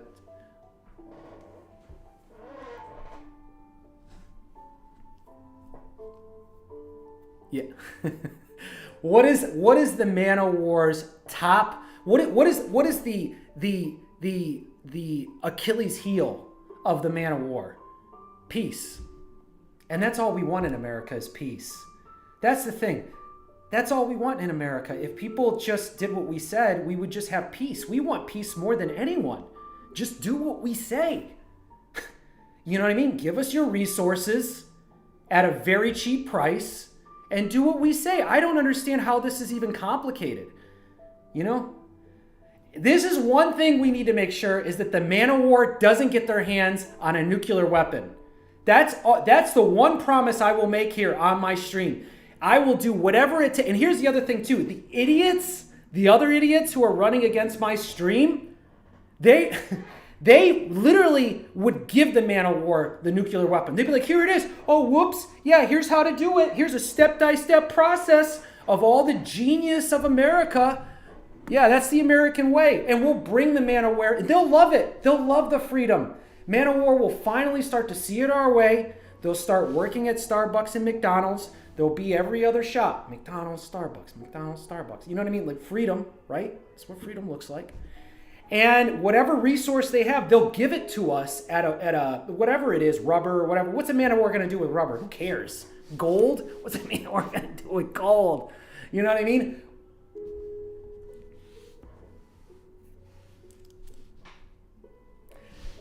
You know, when I dream at night and I look at Man of Wars finally experiencing freedom like we do here at home, I see a Man of War holding on to a medium cafe mocha with a extra shot of espresso. And when that Man of War looks out that Starbucks window, it sees another Starbucks.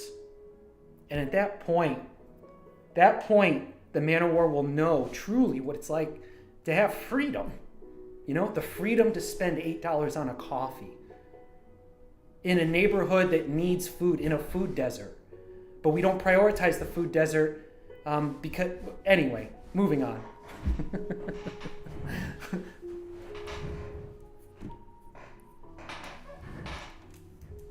Lewis Black? Is he still around? That guy's older.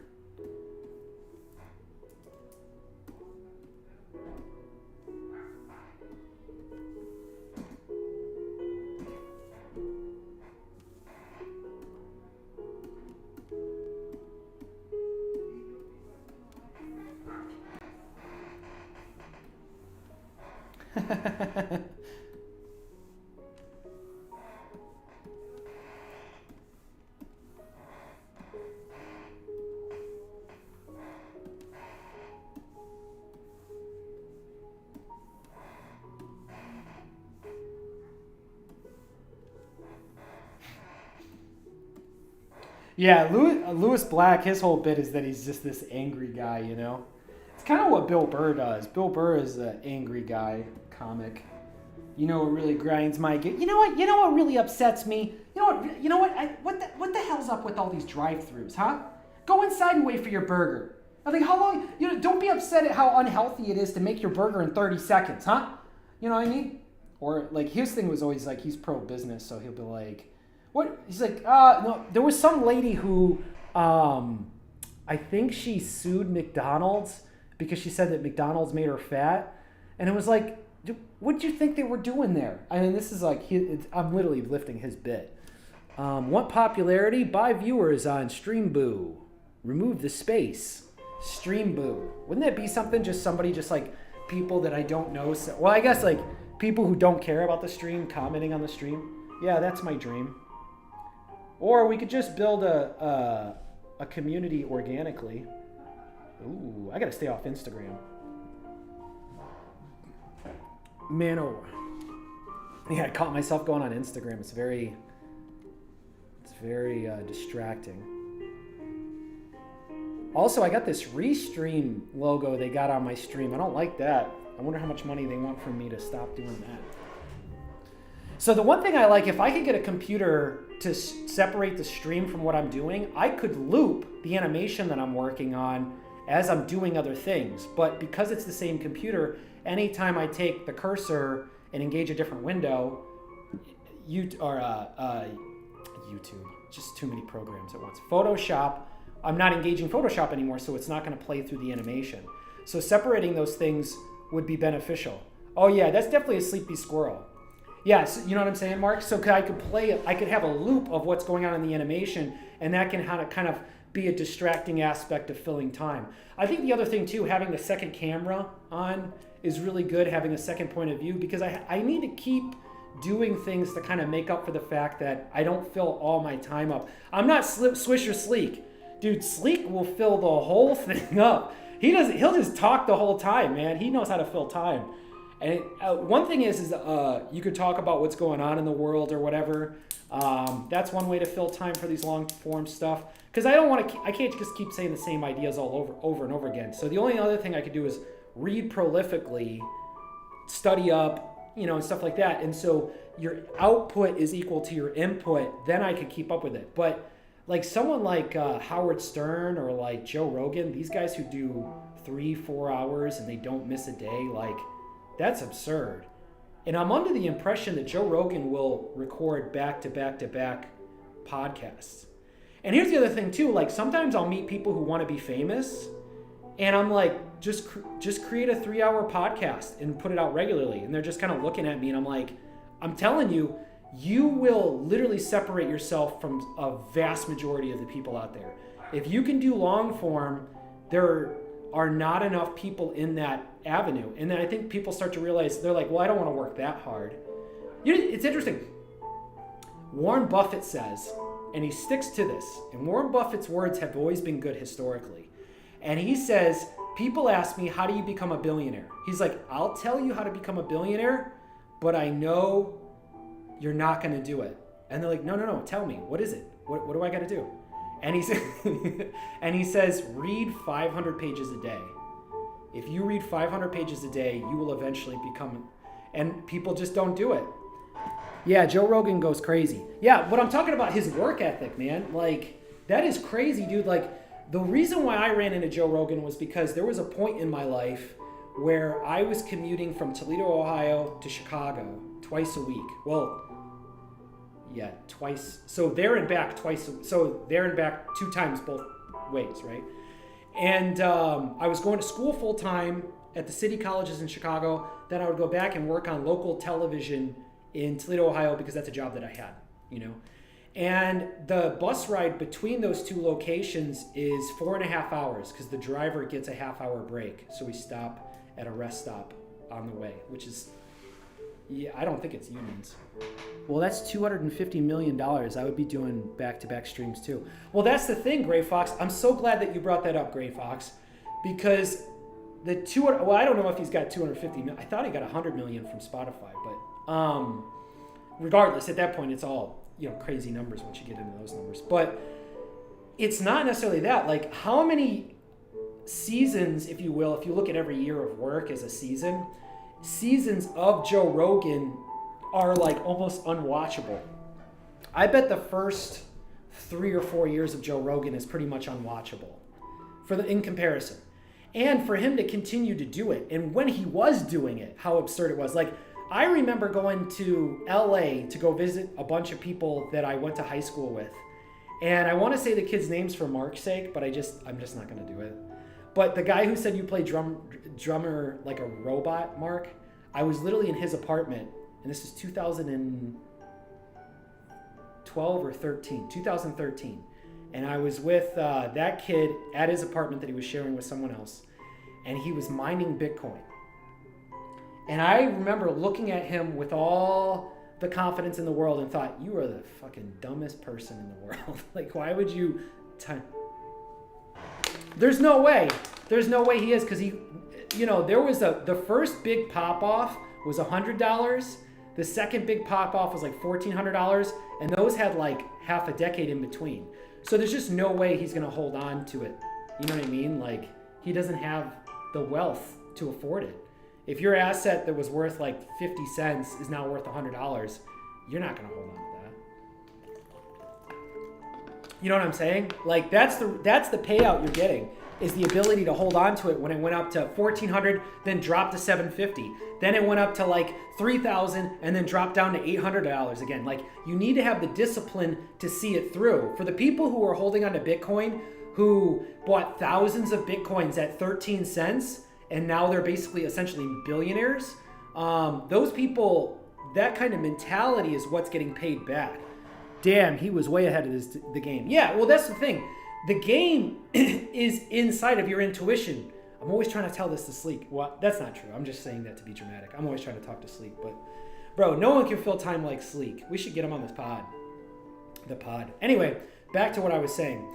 It's that time frame, right? The guy who bought Bitcoin or bought a bunch of Bitcoin at 13 cents, and Joe Rogan, who literally was making no money at all, but still doing daily podcasts that took 3.5 hours, and was so committed to it that he would maybe do 2 or 3 in a day so that he could go and, be with his family or go on tour or whatever it was. to sit through that for years and years and years, and then all of a sudden one day, pop, it's worth this big thing for whatever reason that's changed in the world or whatever that puts you in a new spot. Here's my point.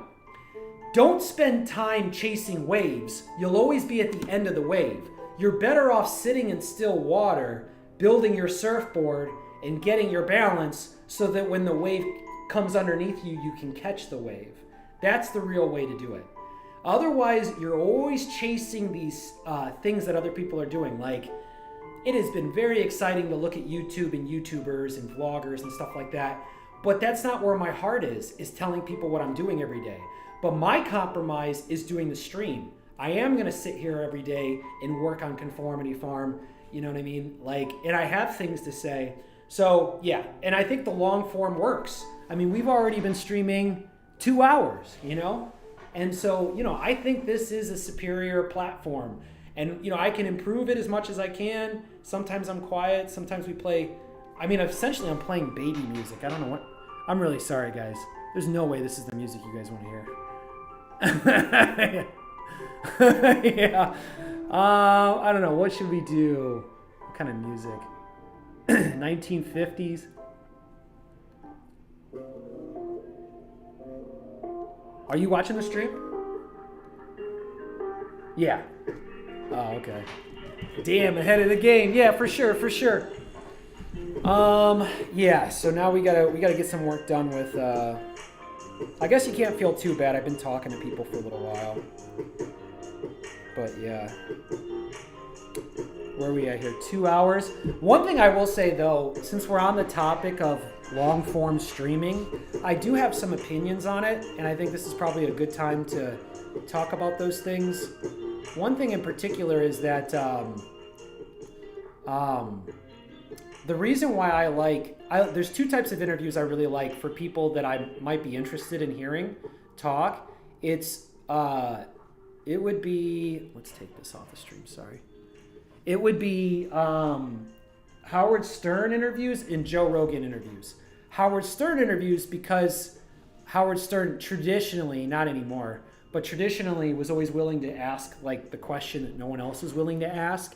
And he would have those people on at like 4 o'clock in the morning. So he always had this weird edge. Like nobody's ready to be up at 4 in the morning, you know, like that's the kind of hustle, like, you know, that really sets him up. But also, like, you know, he asked Robert Downey Jr. if he ever had to get into a fight in jail and what were the circumstances of that. And Robert Downey Jr. is trying to promote Iron Man, so he's got to watch what he's saying, but he's also talking to a media legend. I mean, during certain years, you could say that Howard Stern was the king of media, which meant that he had the largest audience. So what he said really mattered, right? And those things have changed the guard. You know, there's Joe Rogan, and it is kind of all splintered up with YouTubers and a bunch of different stuff, you know, and as people die off and the system, you know, changes, we're headed towards, you know, just different people who are doing it. But my point is, I like Joe Rogan because it's really hard to see what kind of person someone is based on the tailored imagery from their PR team on all the different media outlets. But I'll tell you what, somebody can keep the mask on for an hour. In an hour one-on-one conversation, the mask can stay on. And even if they really got it together, that mask can stay on for about 2 hours. But boy, oh boy, I'll tell you, man, after 2 hours, into that third hour, that mask slips. It's too hard to keep that persona up. So you start to see who they really are. And that, to me, is very interesting. Because oftentimes, because Joe Rogan is such a big person, like they just had Cedric. No, who's the guy? Cedric? Is it Cedric the Entertainer? The guy who had the talk show, like one of the last great talk shows. Is that his name? Who was the guy who was talking ish? Not Steve. No, Steve Harvey isn't the great talk show. No, who's that guy who brought Vanilla Ice on? And he was like, hey, why are you exploiting this? Like, that was one of his more controversial moments. Cedric the Entertainer, I think. No, not Cedric the Entertainer.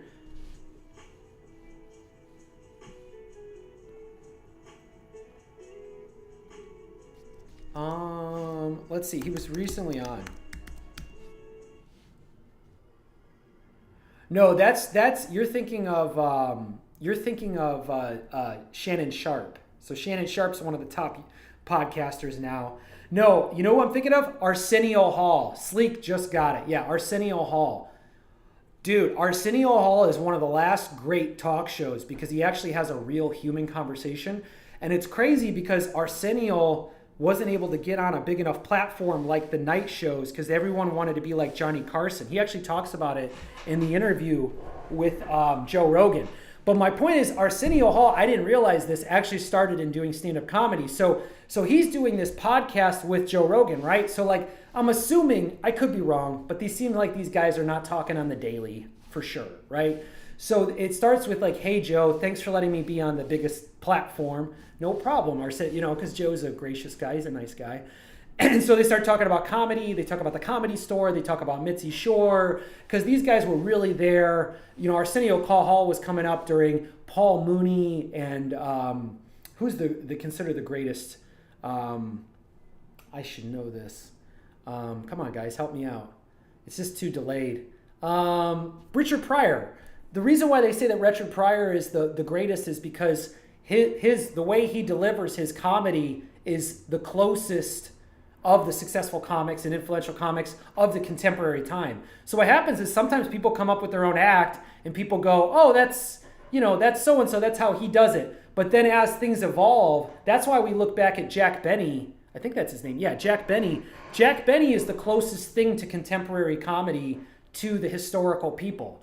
So yeah, it's Arsenio Hall. Arsenio Hall deserves a lot of credit because he was just having a real conversation with people, which is what we look at in 2026, what people want.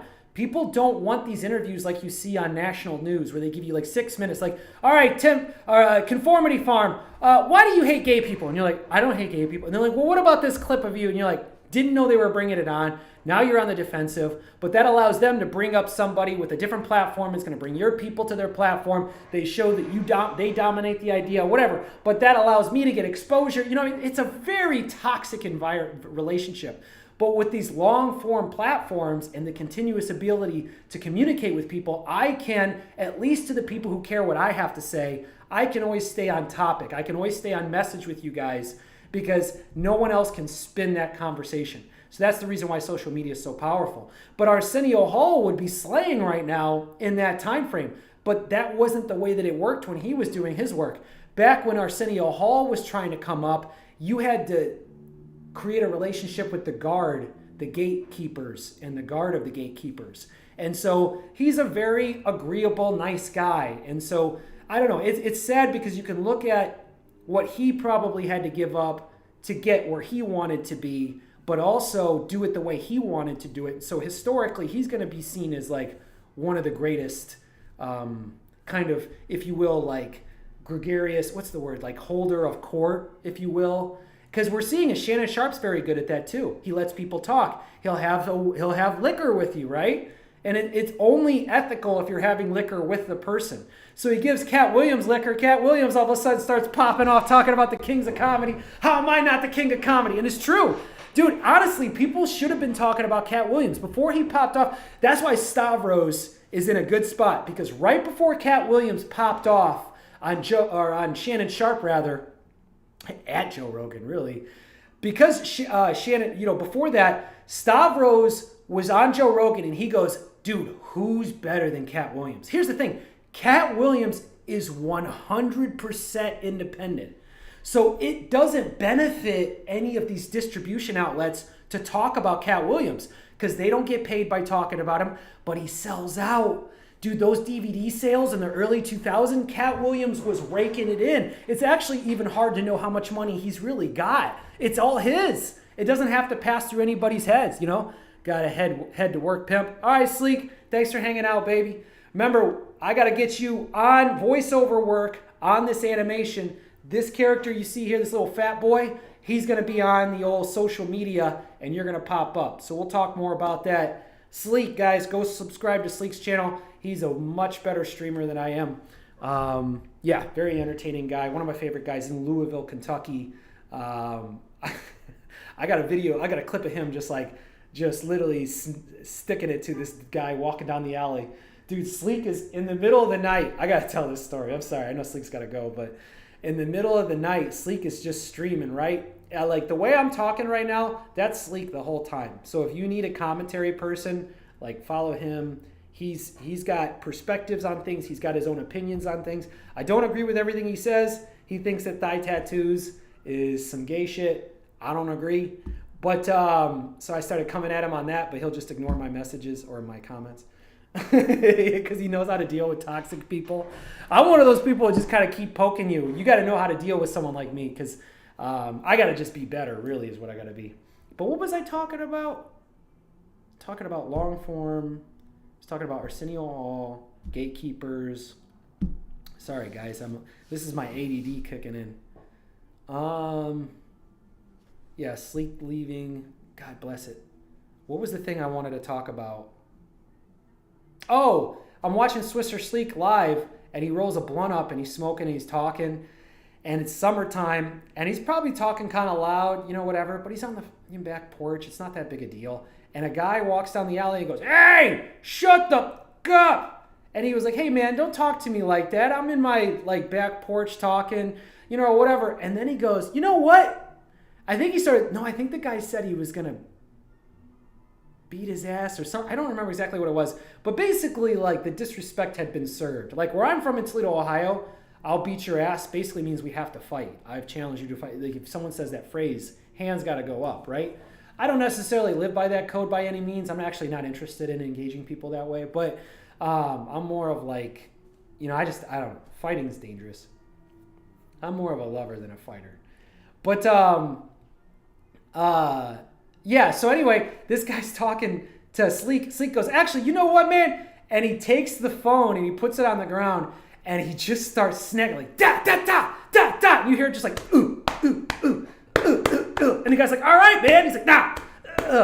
And then he was like, "Yeah, man, that's what happens. Don't talk to me like that." And then he goes out, and then you know what Sleek does? He goes, "You know what? I'm not done with you." He puts it down and goes and gets the guy. Guy's like, "Ah!" And he's drunk. He's like a pudgy drunk guy. And he's just like, "Ta, ta, ta, ta, ta." And he's just sticking it to him. This guy's got no chance. This guy's rolling on the ground, and he's not hitting him. I don't see him hitting him on the face or anything. He's just body shotting the guy, and honestly is really where your body has the most armor. So it's kind of maybe the more ethical place to start sticking a dude.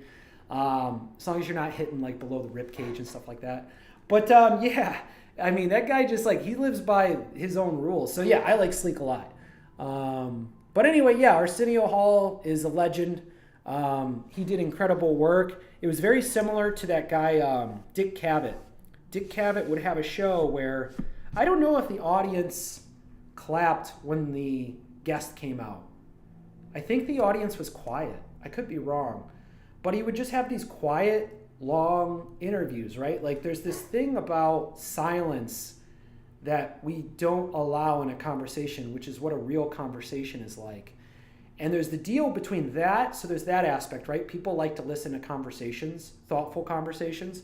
And then there's also overcoming loneliness. Some people just want to be in the room while other people are conversating. And that, to them, experiencing that and listening to people have a good conversation is something that helps them recharge. So it's a service that you're offering a certain number of people. So when I was commuting from Toledo to Chicago, I would have that 4.5 hours. Now, oftentimes I would use that time to sleep. But when I first got started, before the grind really hit me, I was kind of wired. I'm like, wow, this is my journey from Toledo to Chicago. Look at this. I'm doing my dreams. You know what I mean? When you're all excited about the beginning of things.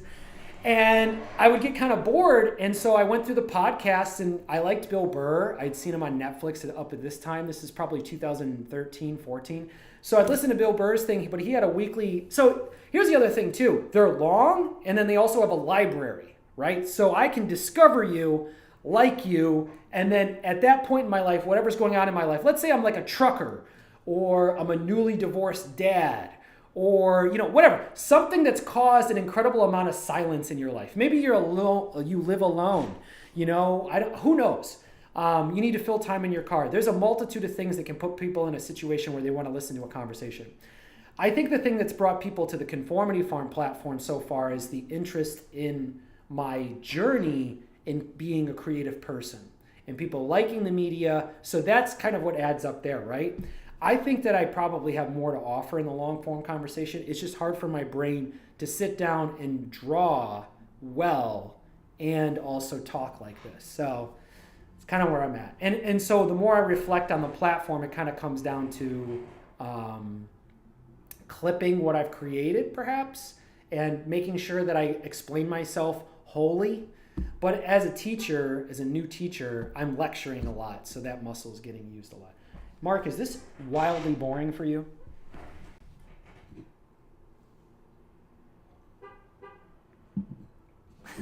Don't say it. Don't say it. Yeah, of what a conversation with me is like anyway. Just one person talking. Yeah. But, all right, bro. Well, I'm going to let you go because I feel like I'm being very rude. So, I mean, if you want, you can put the stream on. I'd be happy to have that tab open. But otherwise, I could probably hit you up later because it's just, I'm in the fourth quarter of grad school. I don't have the time to leave outside of getting resources and preparing for school, you know. So, I'm not going anywhere. So, I'll hit you up later if you want.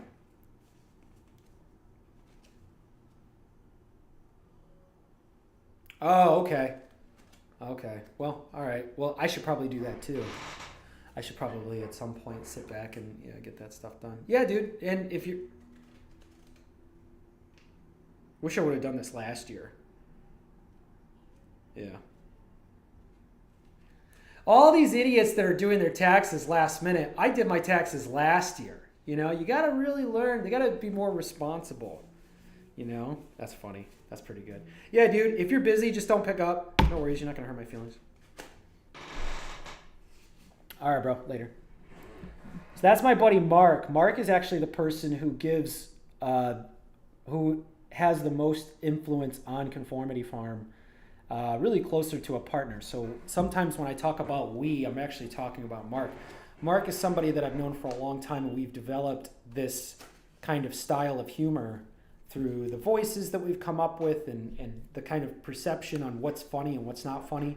And, you know, even though I've moved forward more as the person who's kind of pushed the art medium, I cannot deny his influence on the craft.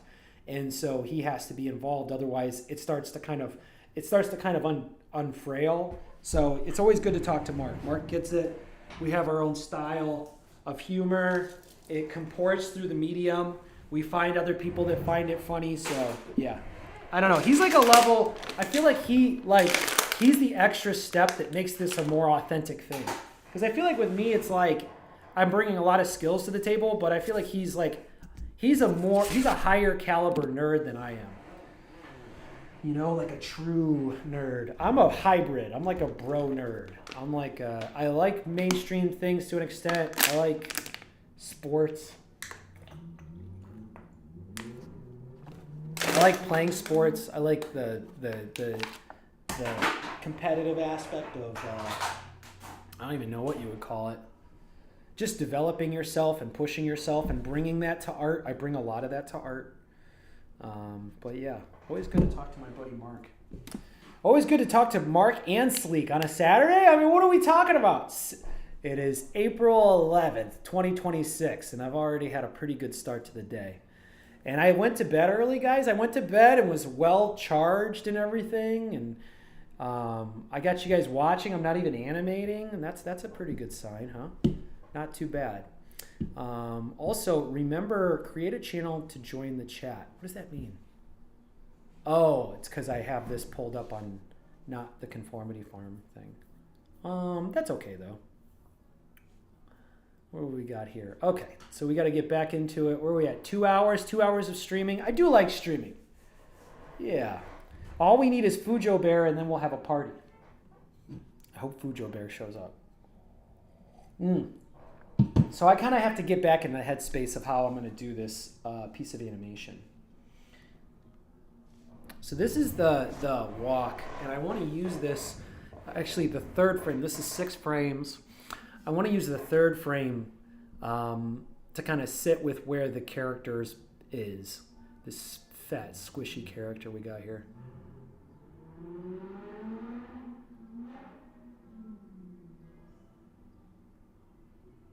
This is where the stream gets quiet. Oh, we gotta play some music for y'all.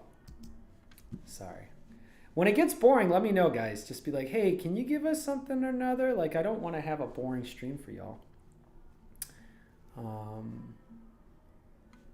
are we at here? Let's pull this one.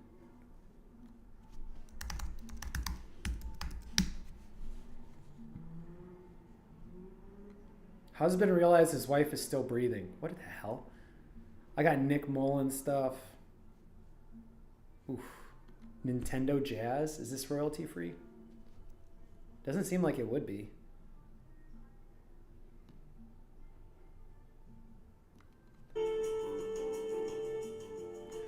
I was thinking that maybe I would take like a break every couple hours. No, this is stupid music. You know what would probably be good would be like metal streaming music. I think that would probably satisfy a lot of this group, just to kind of back up.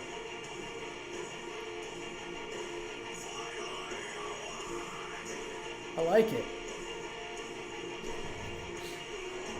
All right, y'all. I'll be back in like 15 minutes. I gotta kind of take my head off and reset it for this shot because I gotta think a lot. This is not. We're not just stacking boxes here. Animation takes a lot of mental bandwidth. So, where's Charlie at? Come here, Charlie. Help me with my stream, Charlie.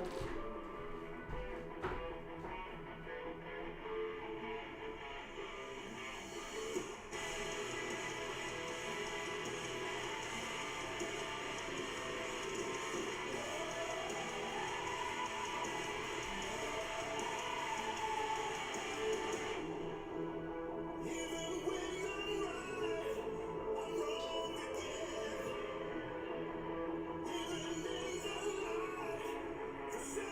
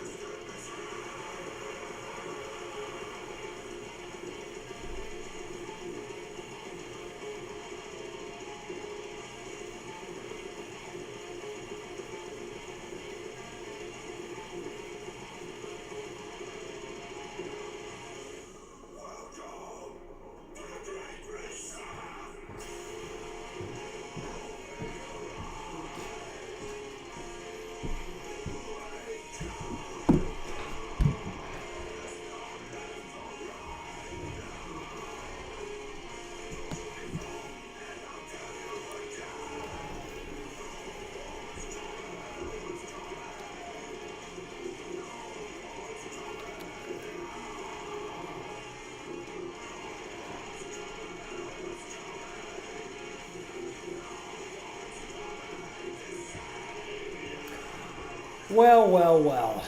I made you guys listen to heavy metal music. Do you like heavy metal music, Gray Fox? Seem like you might be a metalhead. But at the end of the day, remove songs in here.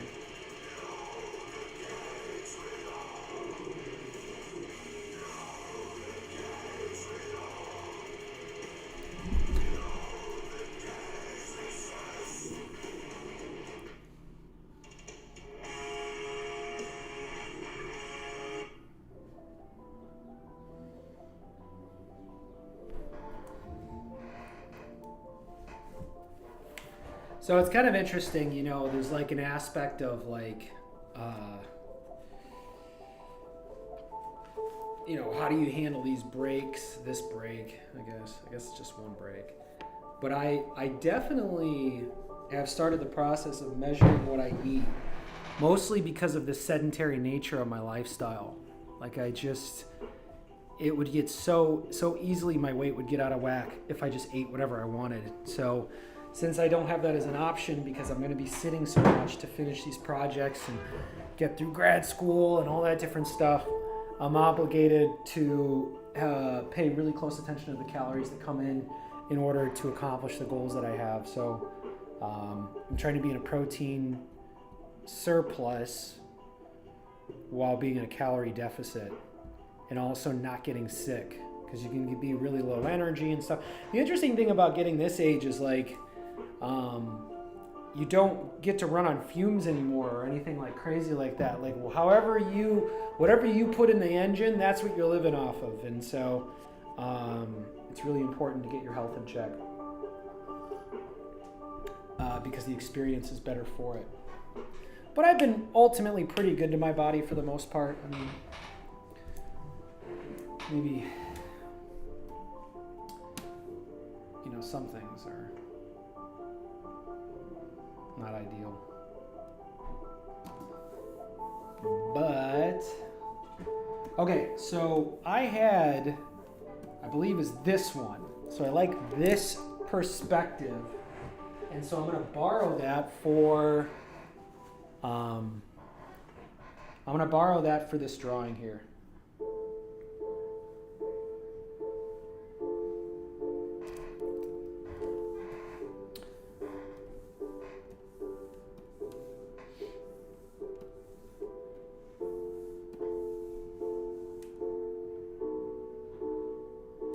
You know what might be better? What if I just... Actually, I'm going to try something. Oh, I think I already have it. Let's do this.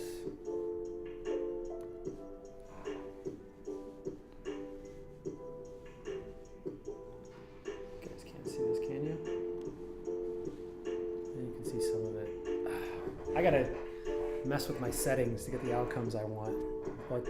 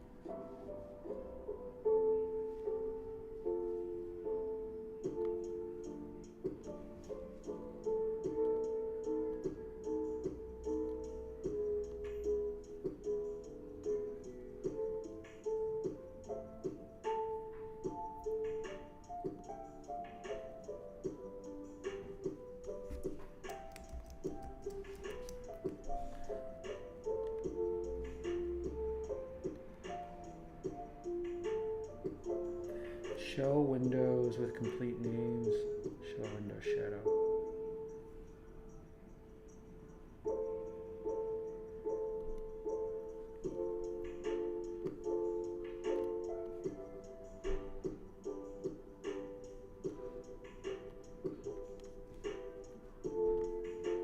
So let's see if this...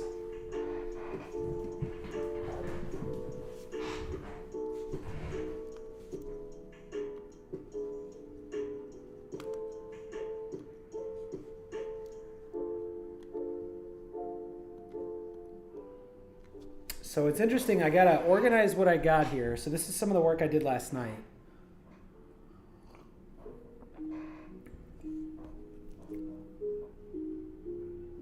Oh goodness.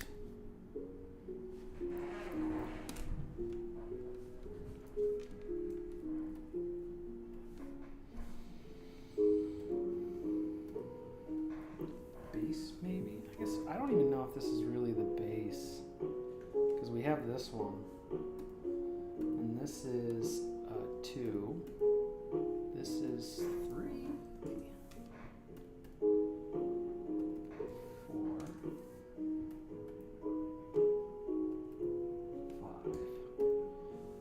So let's make a base, and it won't include...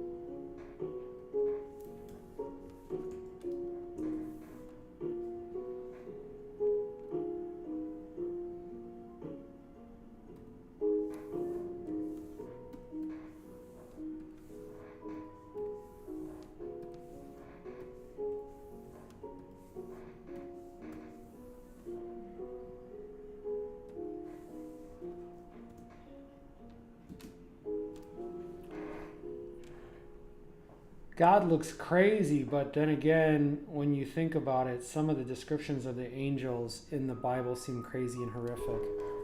Yeah, well, he just doesn't have the pupils, right? Like the pupils, the no pupils thing is very, almost kind of like, yeah, it's unsettling to look at as a human because you look for the pupils. And so I'm using that as an effect.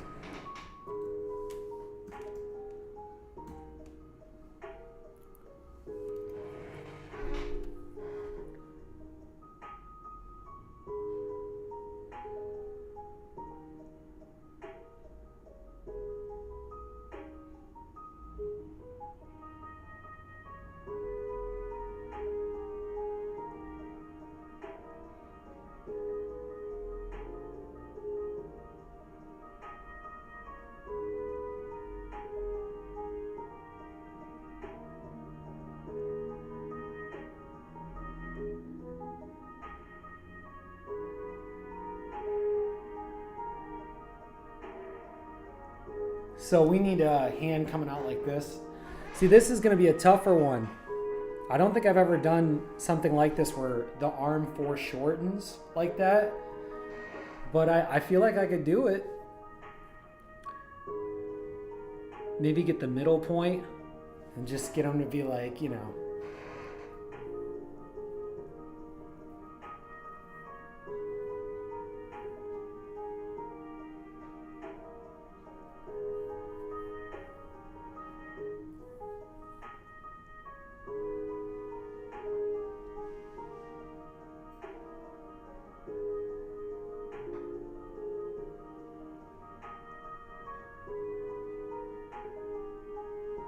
Maybe he just waves his hands and then he comes back to this. It's, how many times have you been to the grocery store? TDS, no, that's what it is. Bingo! Truck dog system. Double sunglasses. What I've been trying to talk to you about the whole time. How many times have you been to the grocery store and seen salt water on the shelves? Bingo! Bingo! So we could cut back to Chip at any point, but this is kind of the perspective that I see him at. Kind of this flat thing. And I don't know if on the other side of this is the window where God's talking to Chip. So Chip just kind of keeps looking at him. Yeah, that's, I guess, what would make more sense, right? Like, that's kind of where the window is. Oh, that's so funny. Where I've put it on the stream. I just put it on the stream just to give you guys something to look at, but... The truck dog system. Double sunglasses. What have I tried to talk about the whole time? So maybe he points at his face. What I've been trying to talk about the whole time, and he can keep oiling his hands. And then, how many times... That's when he's trying to sell the thing, so then he goes like this. Okay. See, salt water's on the shelf. Bingo! Okay, cool. So let's get...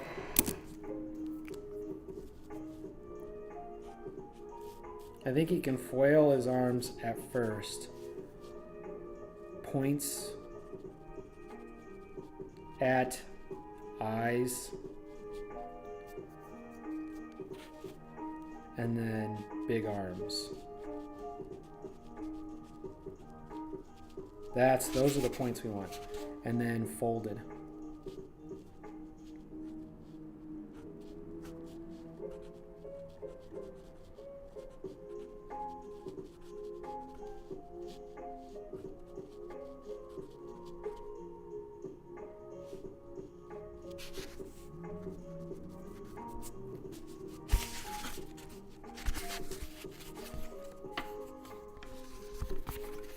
And then when we come back, he's got the package in his hand.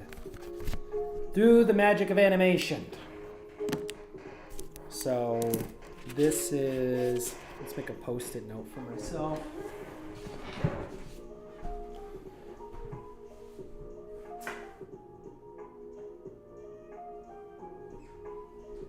I guess I don't have any more post-it notes. Wow. Yeah, it's possible that I ran out. I actually don't look to get more very often. I just always end up with some. Wow, I used them all up. Okay. You know what? Actually, we'll just use this as the list. All right.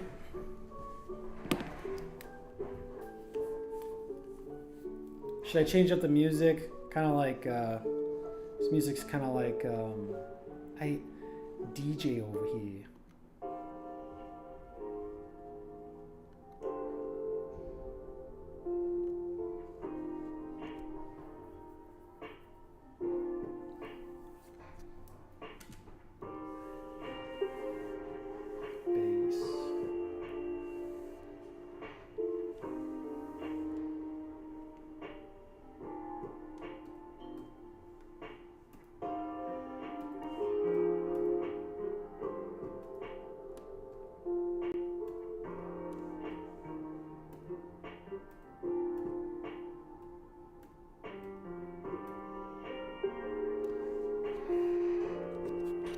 Oh, actually, big arms can just be forward.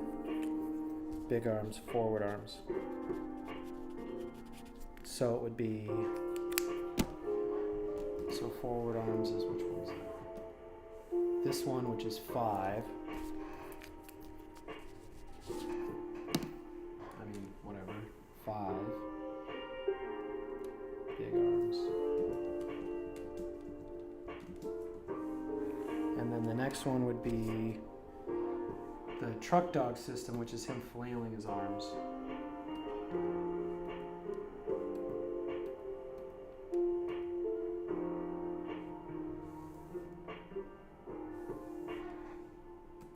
So be this one and then another one.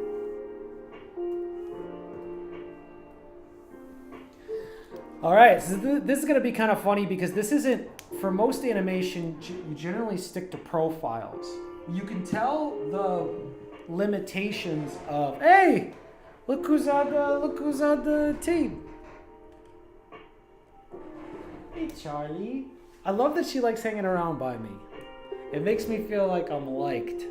But it might just be because I'm the most interesting thing in the apartment and I won't let her leave. Yeah? What do you think it is? She's happy that... Yesterday she was very feisty because she hasn't had wet food. And this morning I went and got wet food. So she and I are cool now.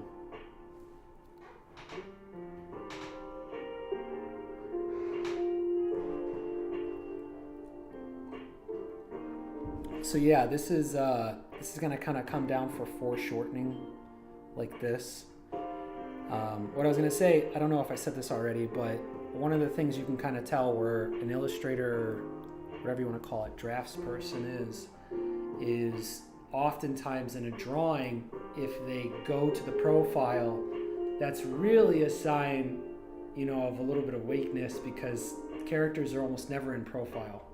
And so, yeah, if you see a profile, do some sort of anatomy with profile. Yeah, I would say it's a little bit of a weakness. I mean, I don't want to be in that place. And I do it, but I think I've sworn it off at this point. No, there's no way, right? There's no way. What am I talking about? What a hypocrite. Sorry about that, everyone. Okay, so let's take this same hand and come down with it. So if this is our little shoulder, it's actually probably more like this. Then the point of it would come like this, right? So it could kind of be like this.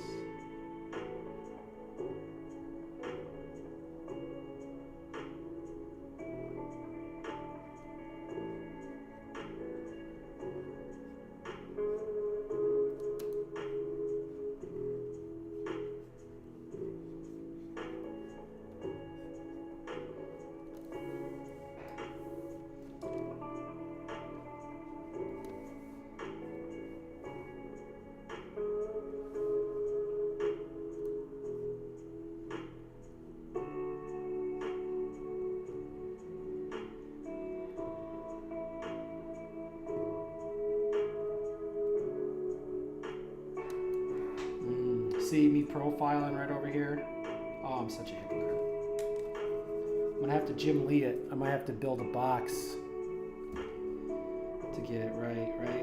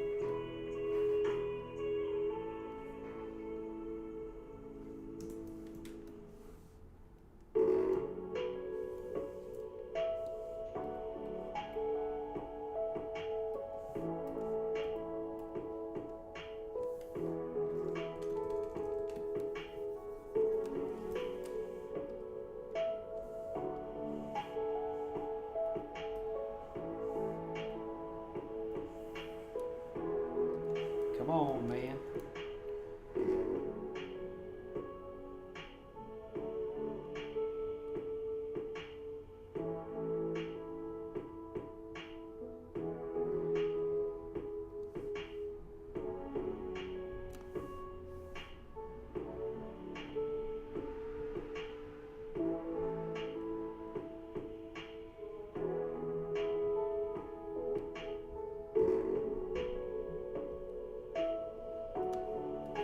Not even close.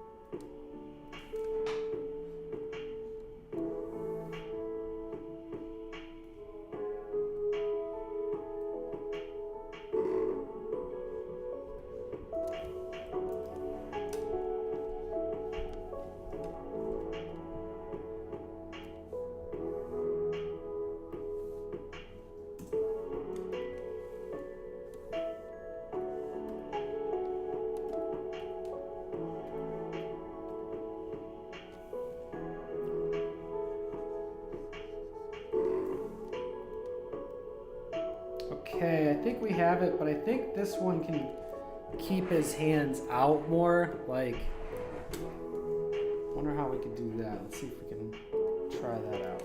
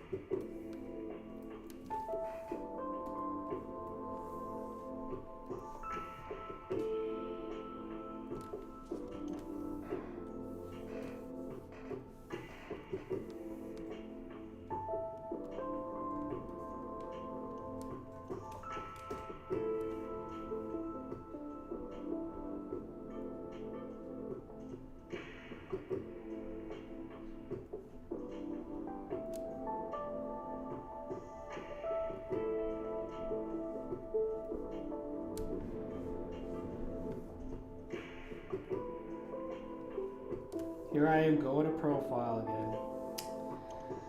You know, that's why I gotta be careful about talking ish.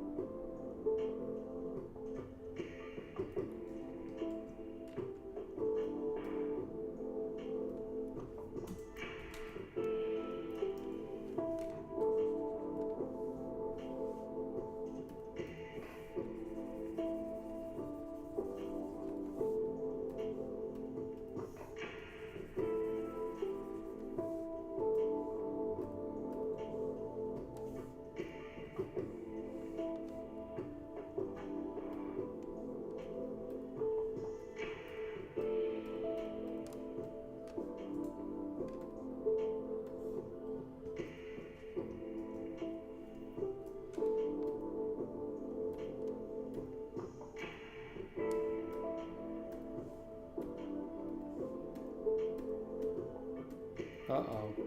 Oh, there it is.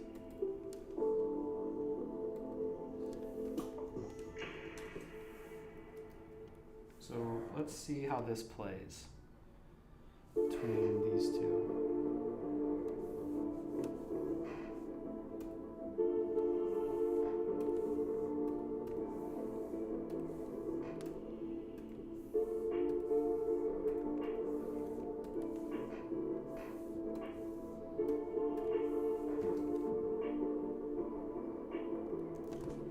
Yeah, I mean, that does what I needed to do.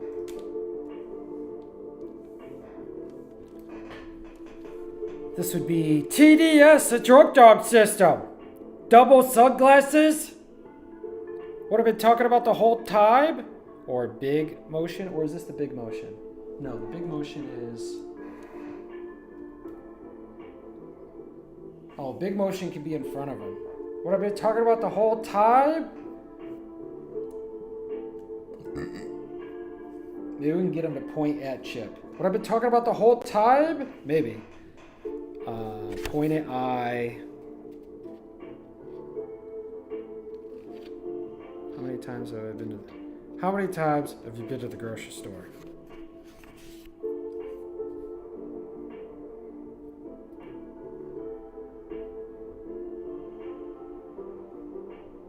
Interesting.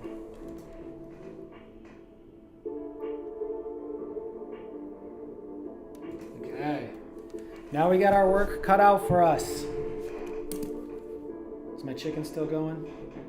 I put my chicken in the air fryer. Hold on.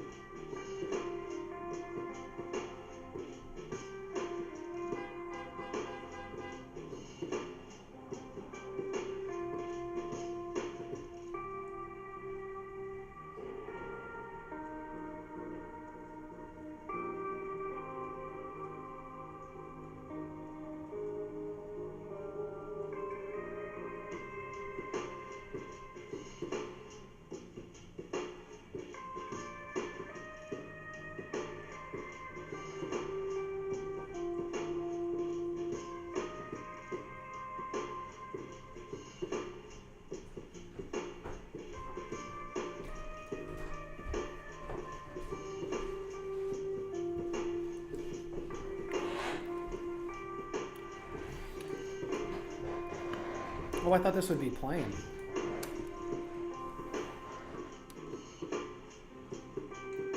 Okay, so we should probably get rid of this one for now. We're not animating that. So let's get enough lines out of him. TDS, the truck dog system. Double sunglasses.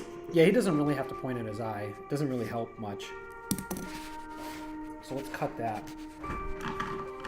Just cut as much as you can.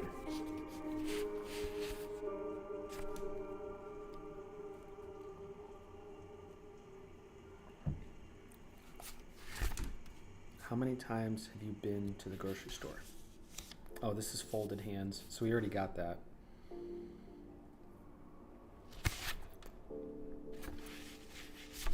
Maybe big for bingo. Bingo! Well, I think that's actually when the package is in his hand. Yeah, I don't want to spend time I don't want to spend time with characters like walking to locations and handing each other things. Like, I don't want to do that. I'm just finishing up my lunch, which is, I will say, fried chicken and fries, but it's all through the air fryer. So it's just chicken breast, and potatoes. And so what do you know? If you take the oil and the grease out of the fryer, out of this equation, you're just having a decent meal.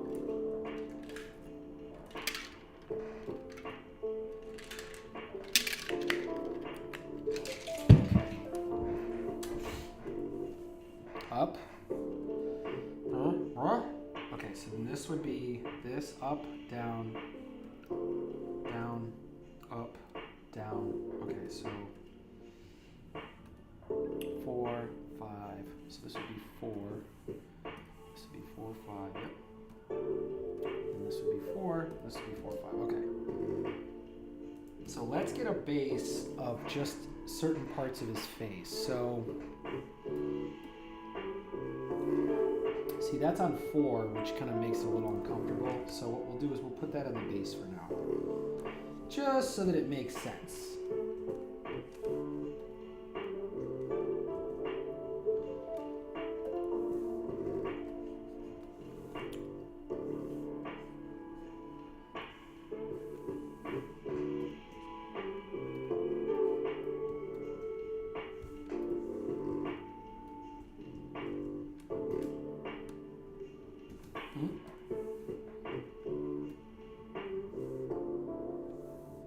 Oh, I gotta turn it off on here.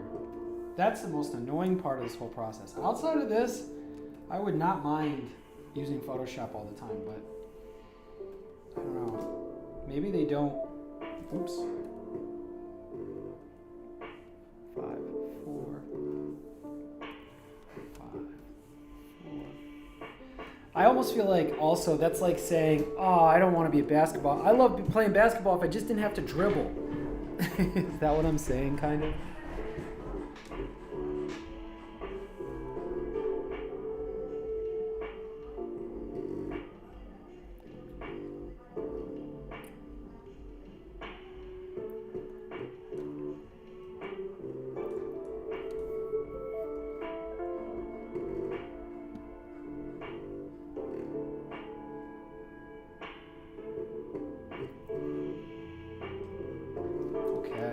I'm starting to like this.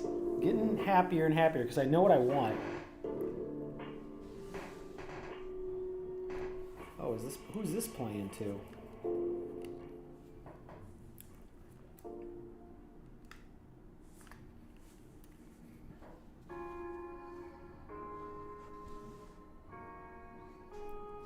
Okay.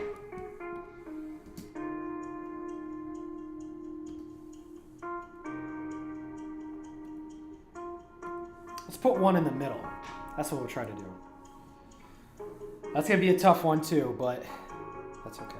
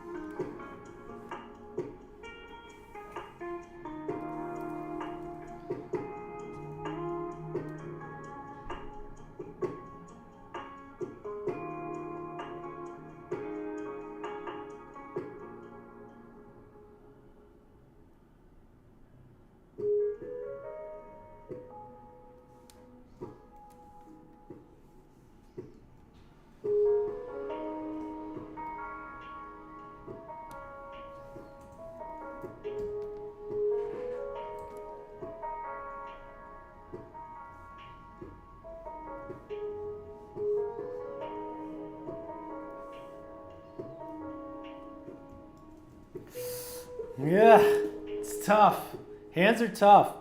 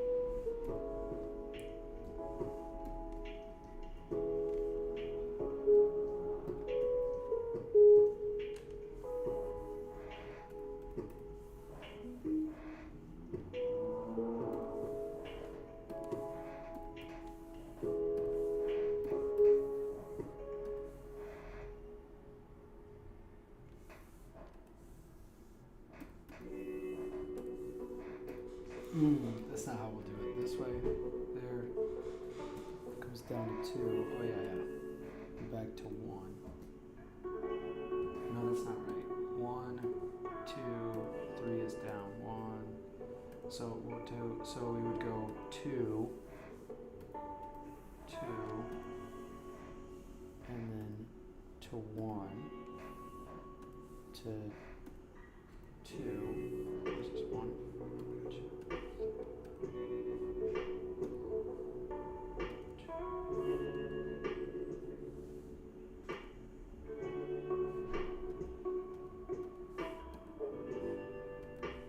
So we're going to go back to 1, so we need to end on a 2 anyway. 2, 3, 1, no, 2, 1, 2, 3, 3, 3, and then 2. Yeah, and then we'll be fine.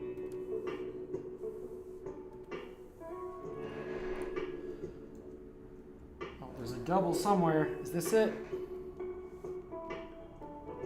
Why is there a double on this?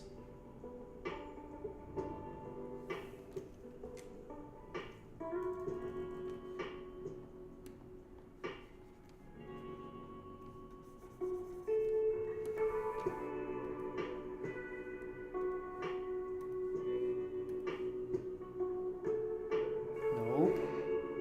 Wrong 3, 3, 2. Okay.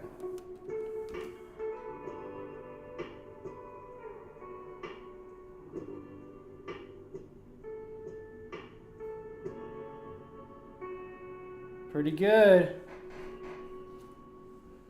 How many times have you been to the grocery? TDS! TDS! We could probably do the lip syncing for this.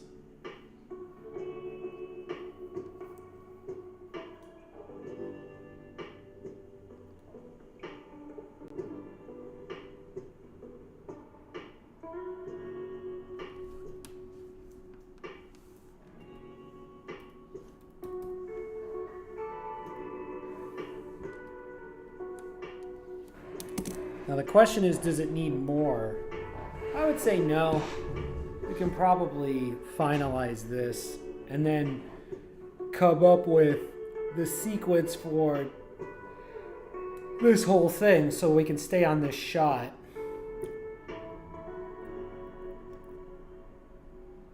Getting this finished would be huge.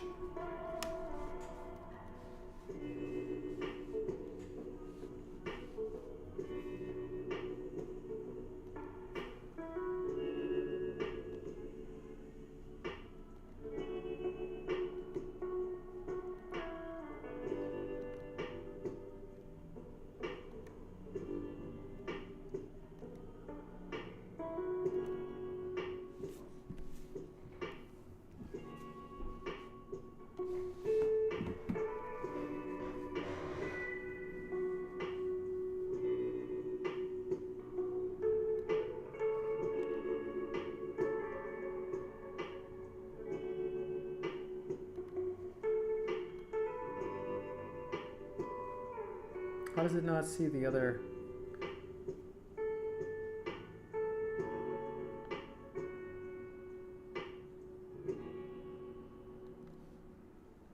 Hey, it's true.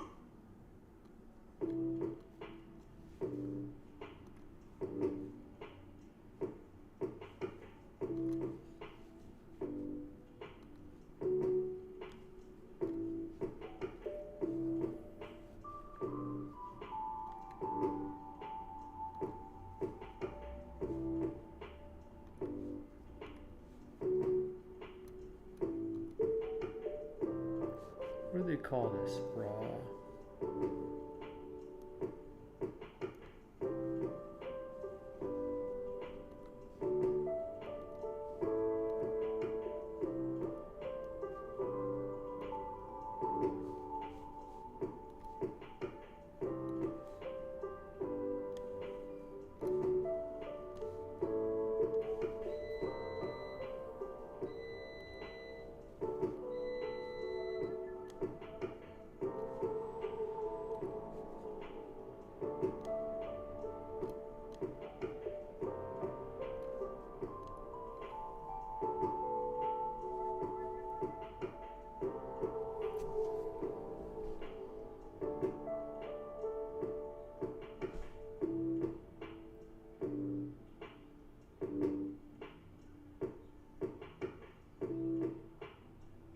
Ah, sounds like my fries are done.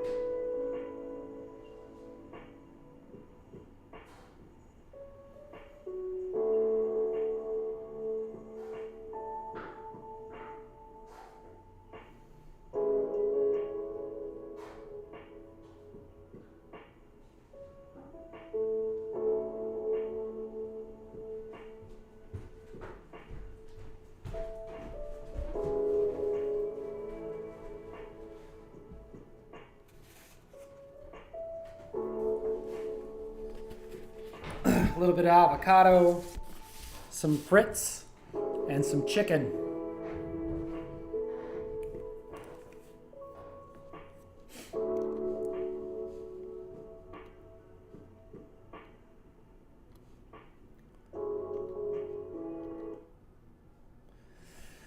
What do we got going on here? What can we watch?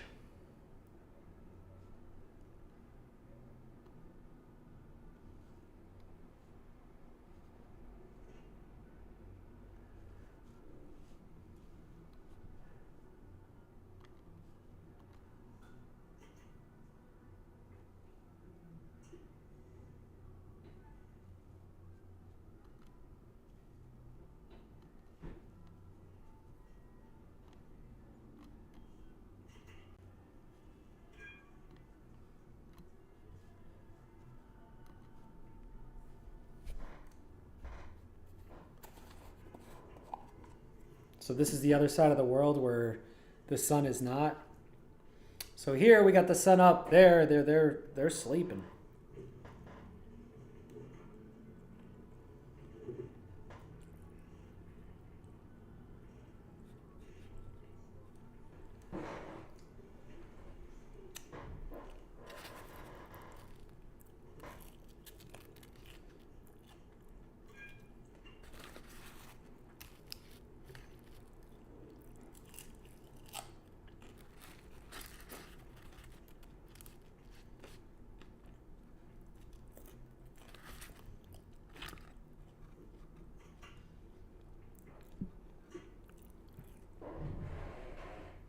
Oh no. Didn't bring. Oh! Gotta hide him because otherwise Charlie will tear it up.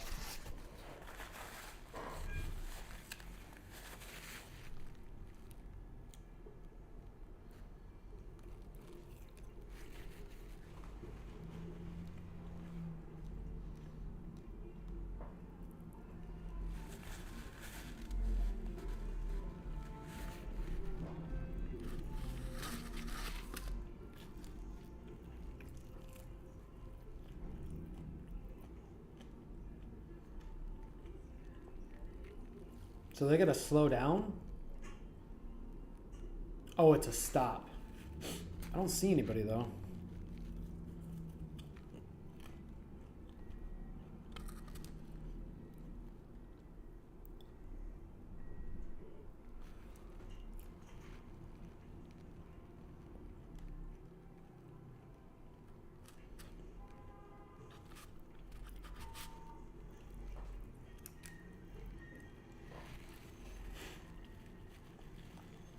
Someone said, please ask the driver to wipe the booger off the camera lens.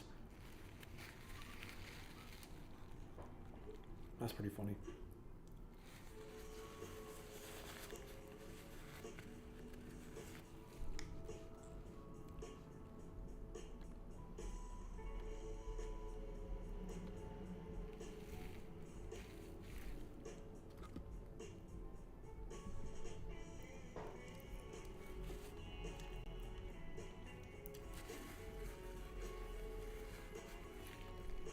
How's this part of a live stream?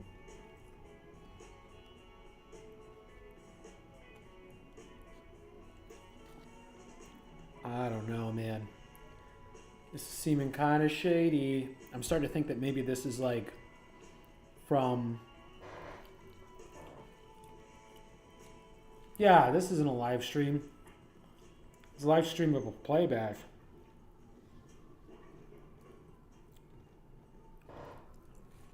We want authentic live streams.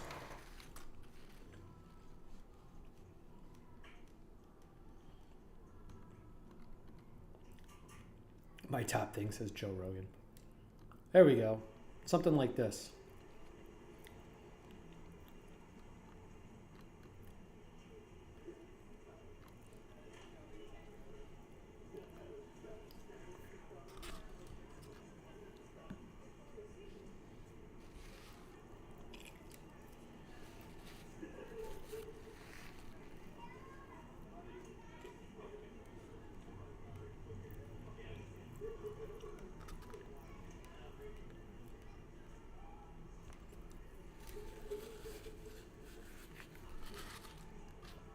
What a lunch.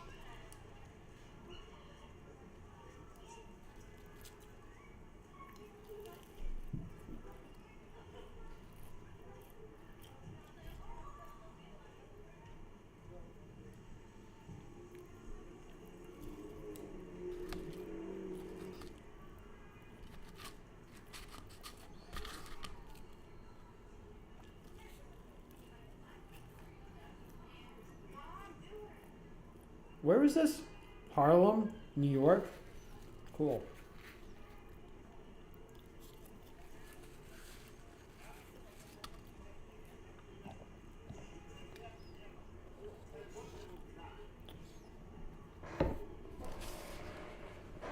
Cool. Now I'm recharged. I mean, I'm telling you guys, you got to have healthy choices. I mean, that's what's helping me out a lot.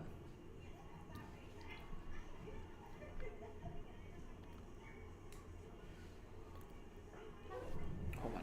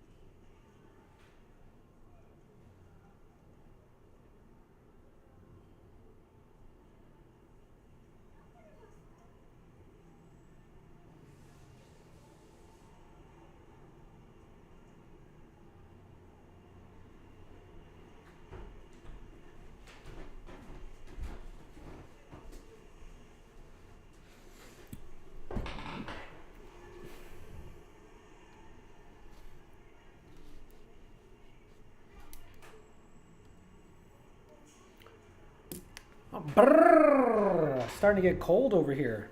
Man, I wish we could enjoy some weather. TDS, truck dog system. What, talking about the whole time? Let's see, where are we at here? 3.5 hours.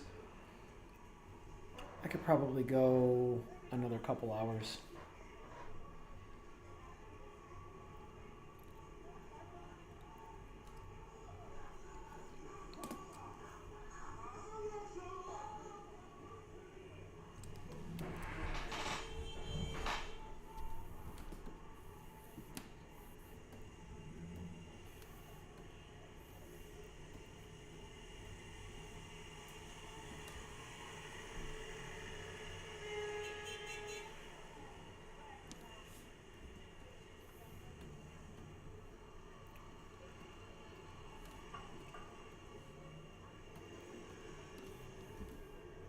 TDS? Truck dog system? What I've been talking about the whole time? It's going to take a lot of frames.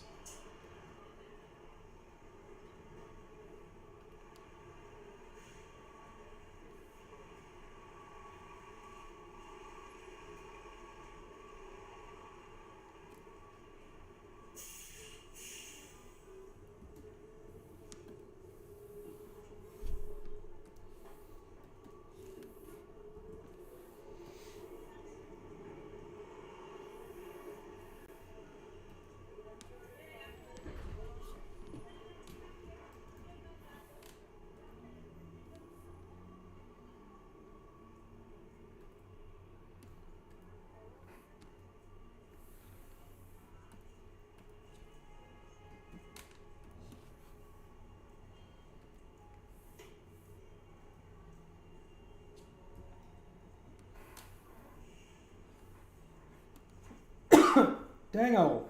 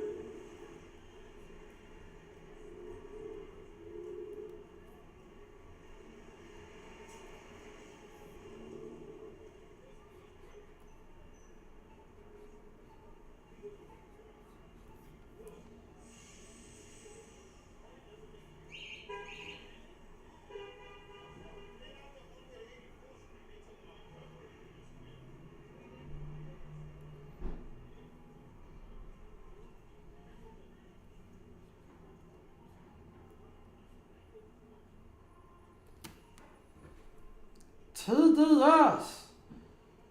Truck dog system.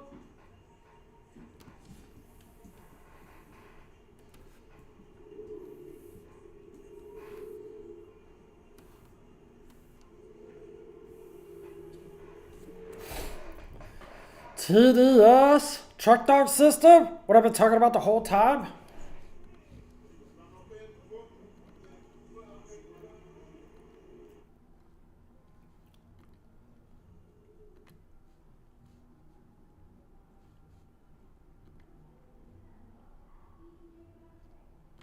Oh, I've robbed you guys of your music.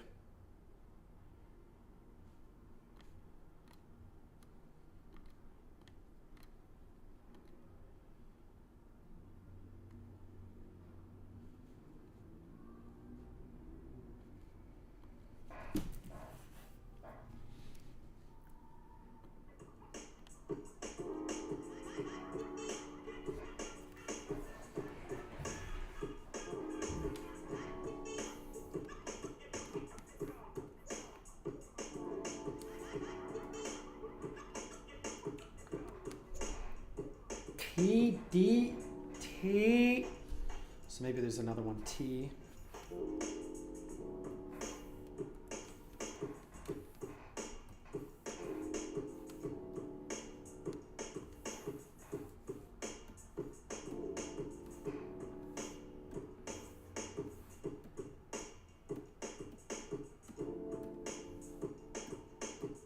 Where's the other one? What the heck? Oh, it's on this layer. Oh, that's so funny.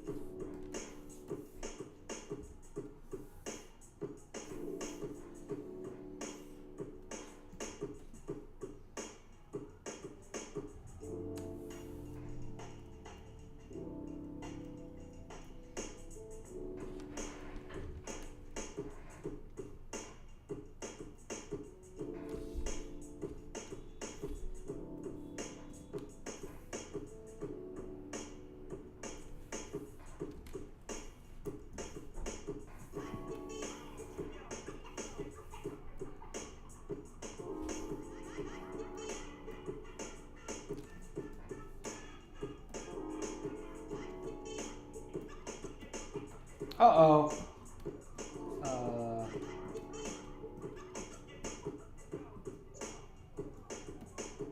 No, there's nothing on this. Okay. Okay, so what we TDS.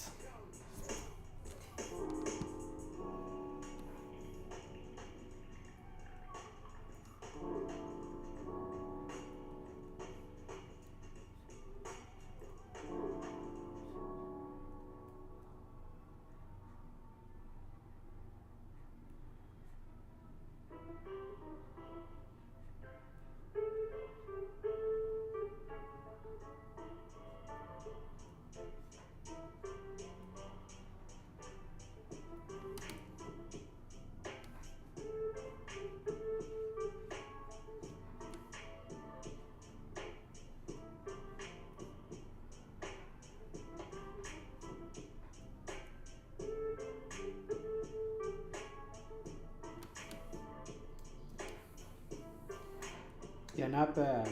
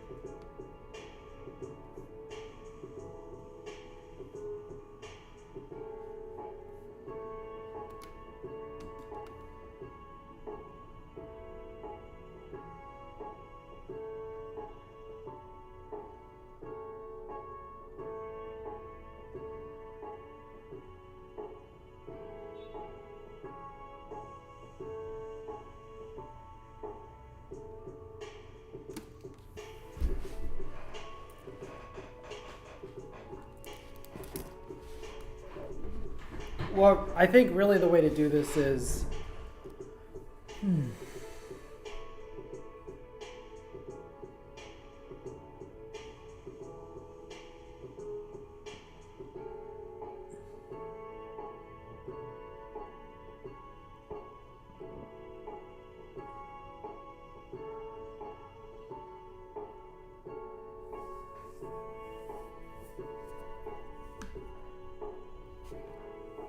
Oh, goodness. Oh. TDS, truck dog system. What I've been talking about the whole time. Double sunglasses. So I think from this angle, the way to do this is to keep getting different shapes of the mouth and then just get them in the right order. And then tackle...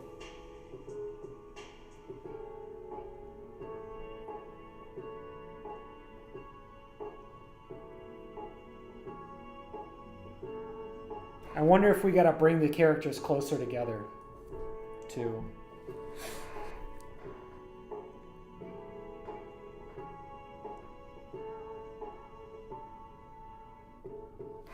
Interesting.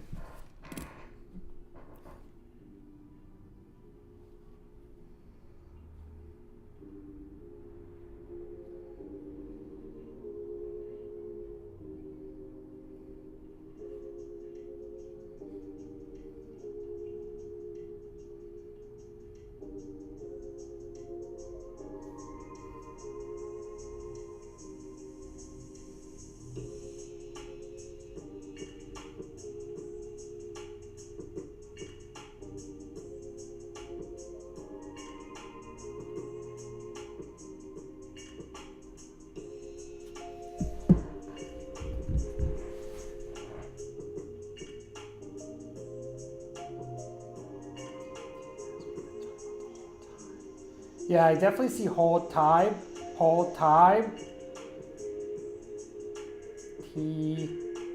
TDS, what I've been talking about the whole time.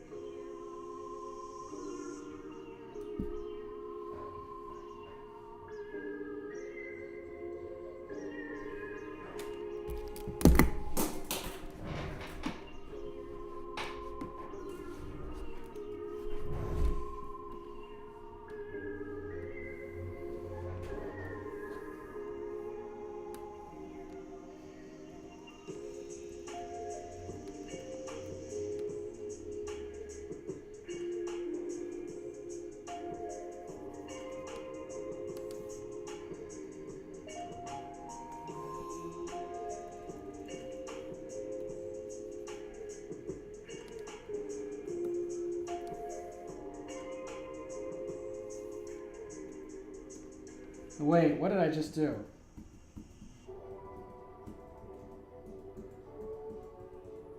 Dang.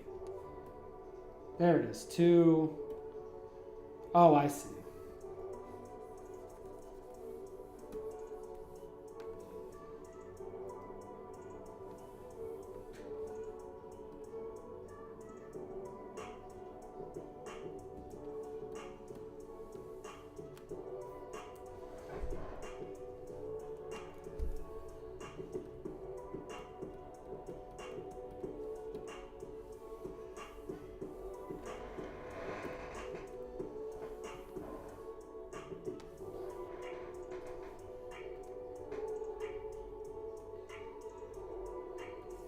Wow.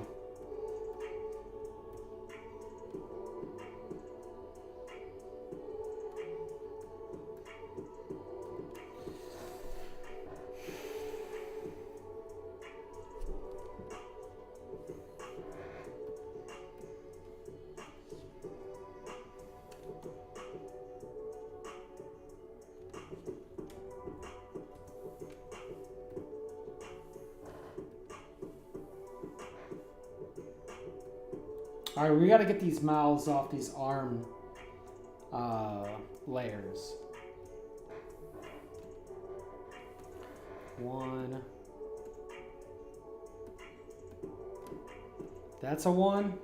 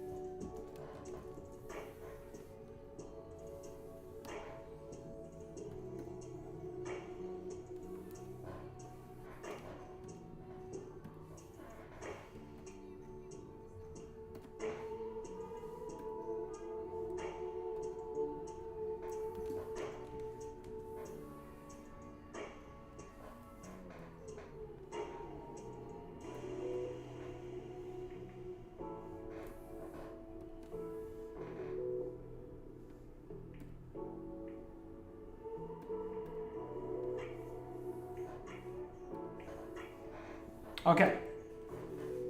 Stay organized there, Timbo. We got 1,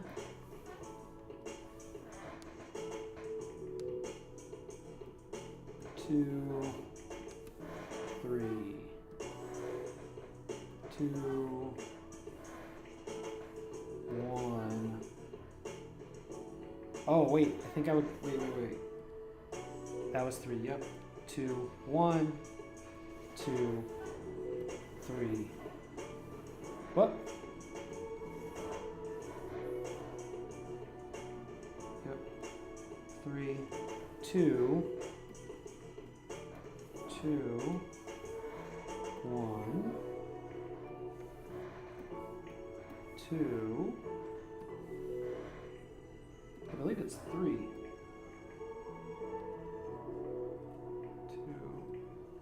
3. Well, no matter what, it's 2.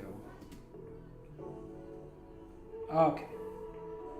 So the line is TDS truck dog system. TDS truck dog system. TDS truck dog system. TDS truck dog system. Okay, so it's still not enough.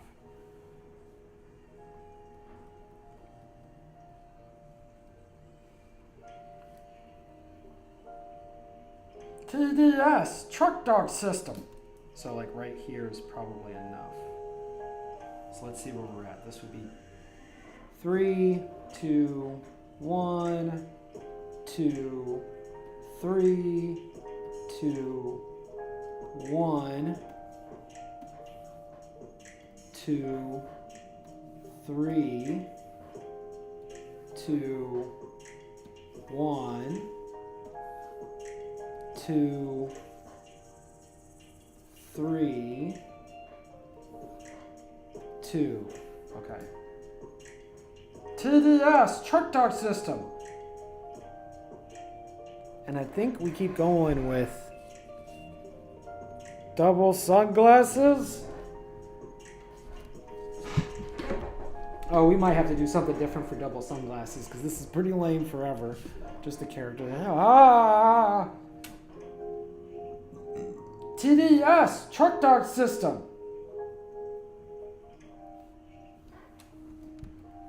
So let's see if we can do this with the mouth. This is mouth close.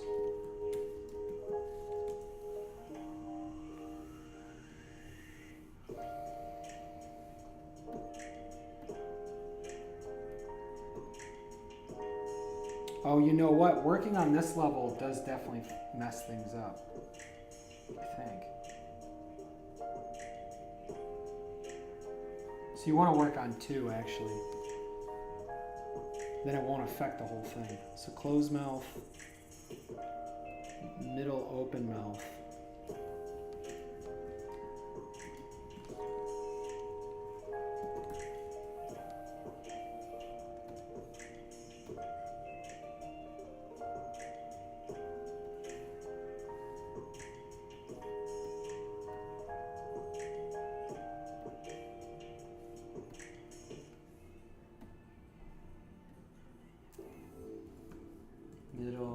open squared, I guess.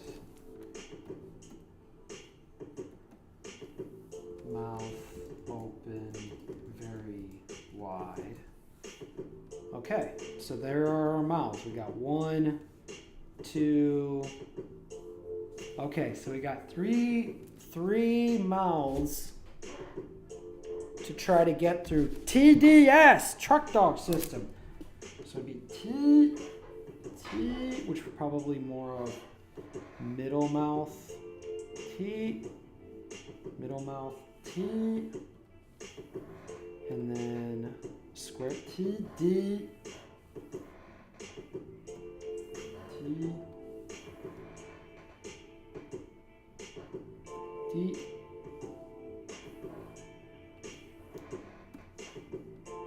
S.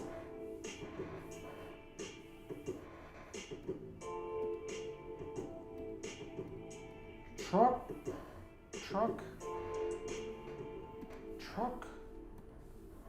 dog, dom.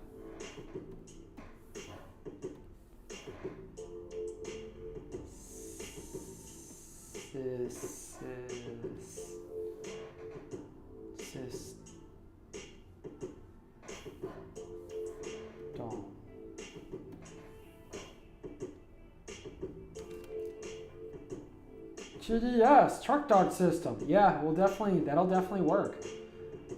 TDS, truck dog system. I think really I should show. So this is a flat, this is more of a 2D thing, I would say, with this mouth. Kind of got some Family Guy vibes to it. And it's a funny close, but because the jaw keeps dropping down, I think it would be more appropriate to show the bottom of the lip.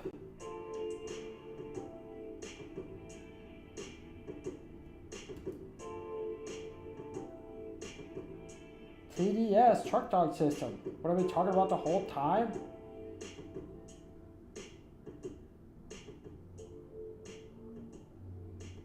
So we could have a sequence of mouths, and then the eyes will change. Double sunglasses.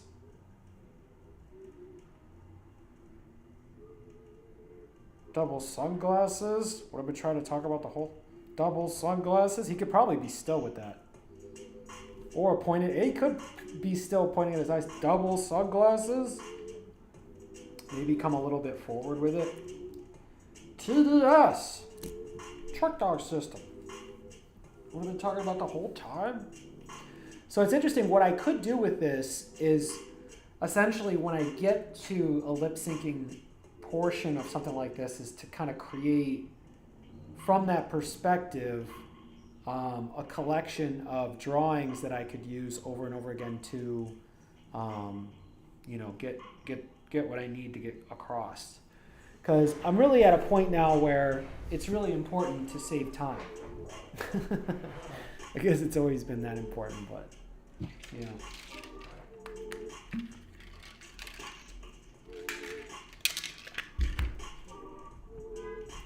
This would be a fun one to light, too.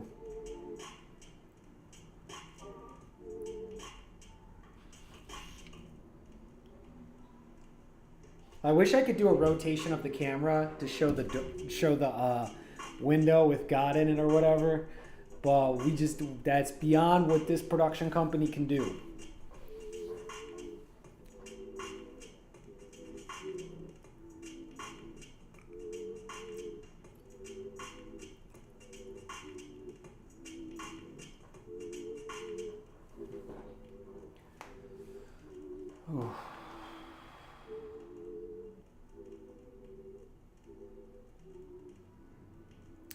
Starting to think, here we are at about 4 hours.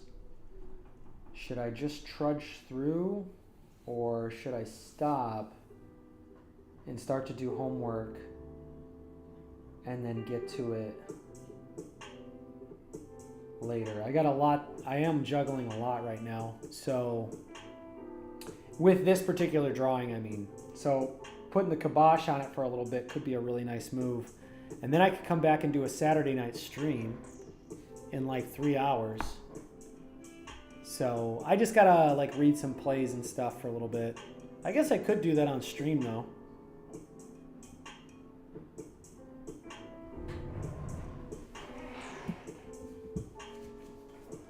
I mean, yeah, it's not too bad.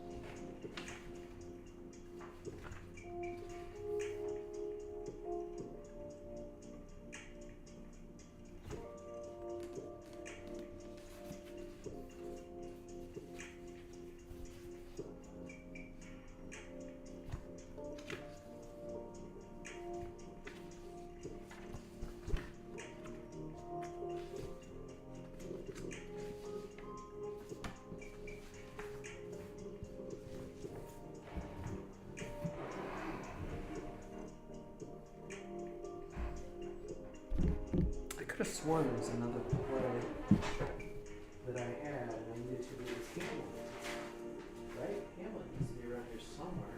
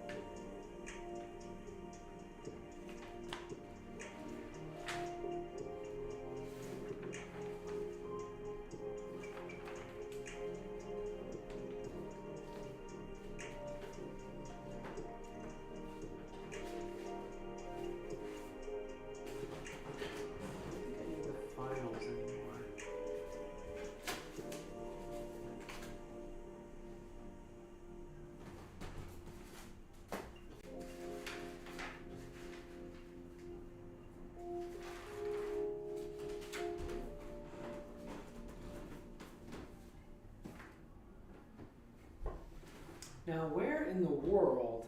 Oh, come on now. I had to have grabbed one.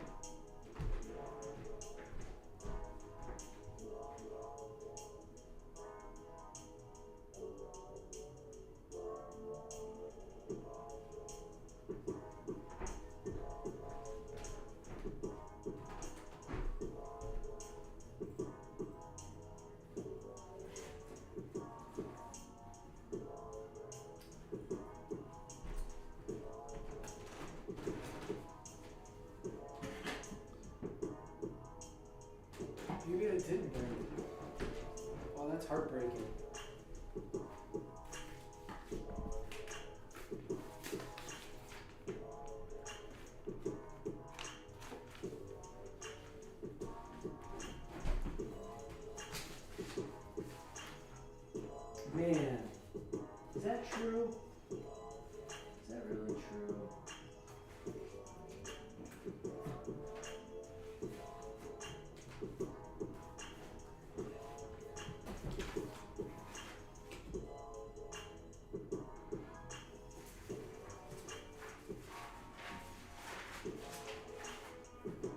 Wow, yeah, I don't see it. How do I not have a copy of Hamlet? How did you leave without getting? Come on, dude.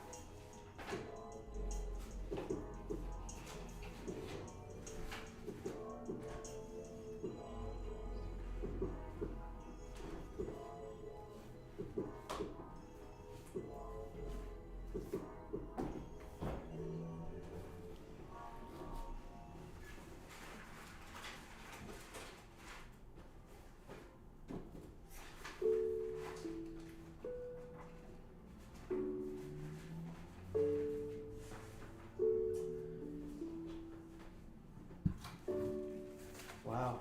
Yeah, I really didn't bring Hamlet. Alright.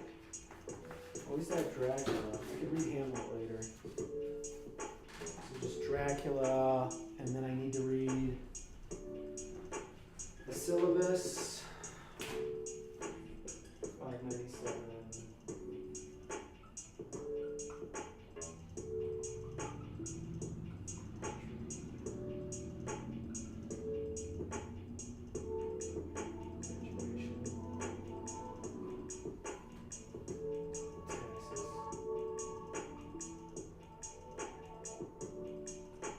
You know what's interesting? Even if I do my like list of things that need to be done,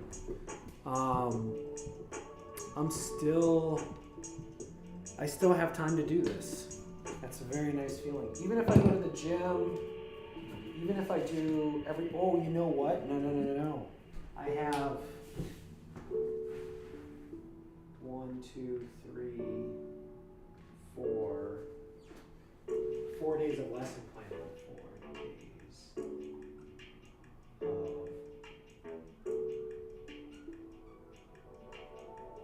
then 3 weeks with third. That's really what I should pay attention to, because if I can get those taken care of ahead of time, some good plans, and stick to those, because the classes start on Monday classes.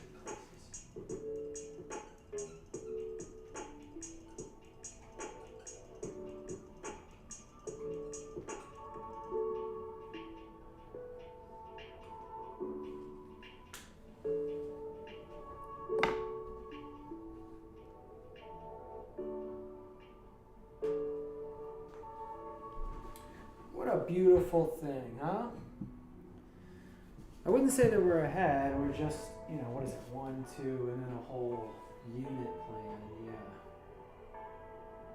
You really don't need to do a whole unit plan. You could probably do so audit and plan for.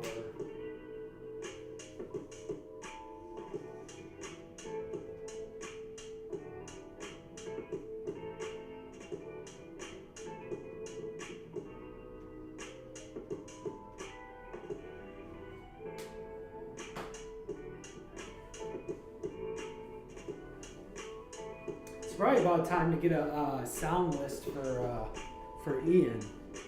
So we're at about that point. Not too bad, man. Just gotta sit down and get through this scene, and I think we'll be in a pretty good spot. So I think the move is not going out but maybe what I could do to go out is just go ride the train and read the book, get some reading in and come back and then do another stream. I think that'd be good. But I don't want to leave the stream, you know what I mean? It's that kind of thing.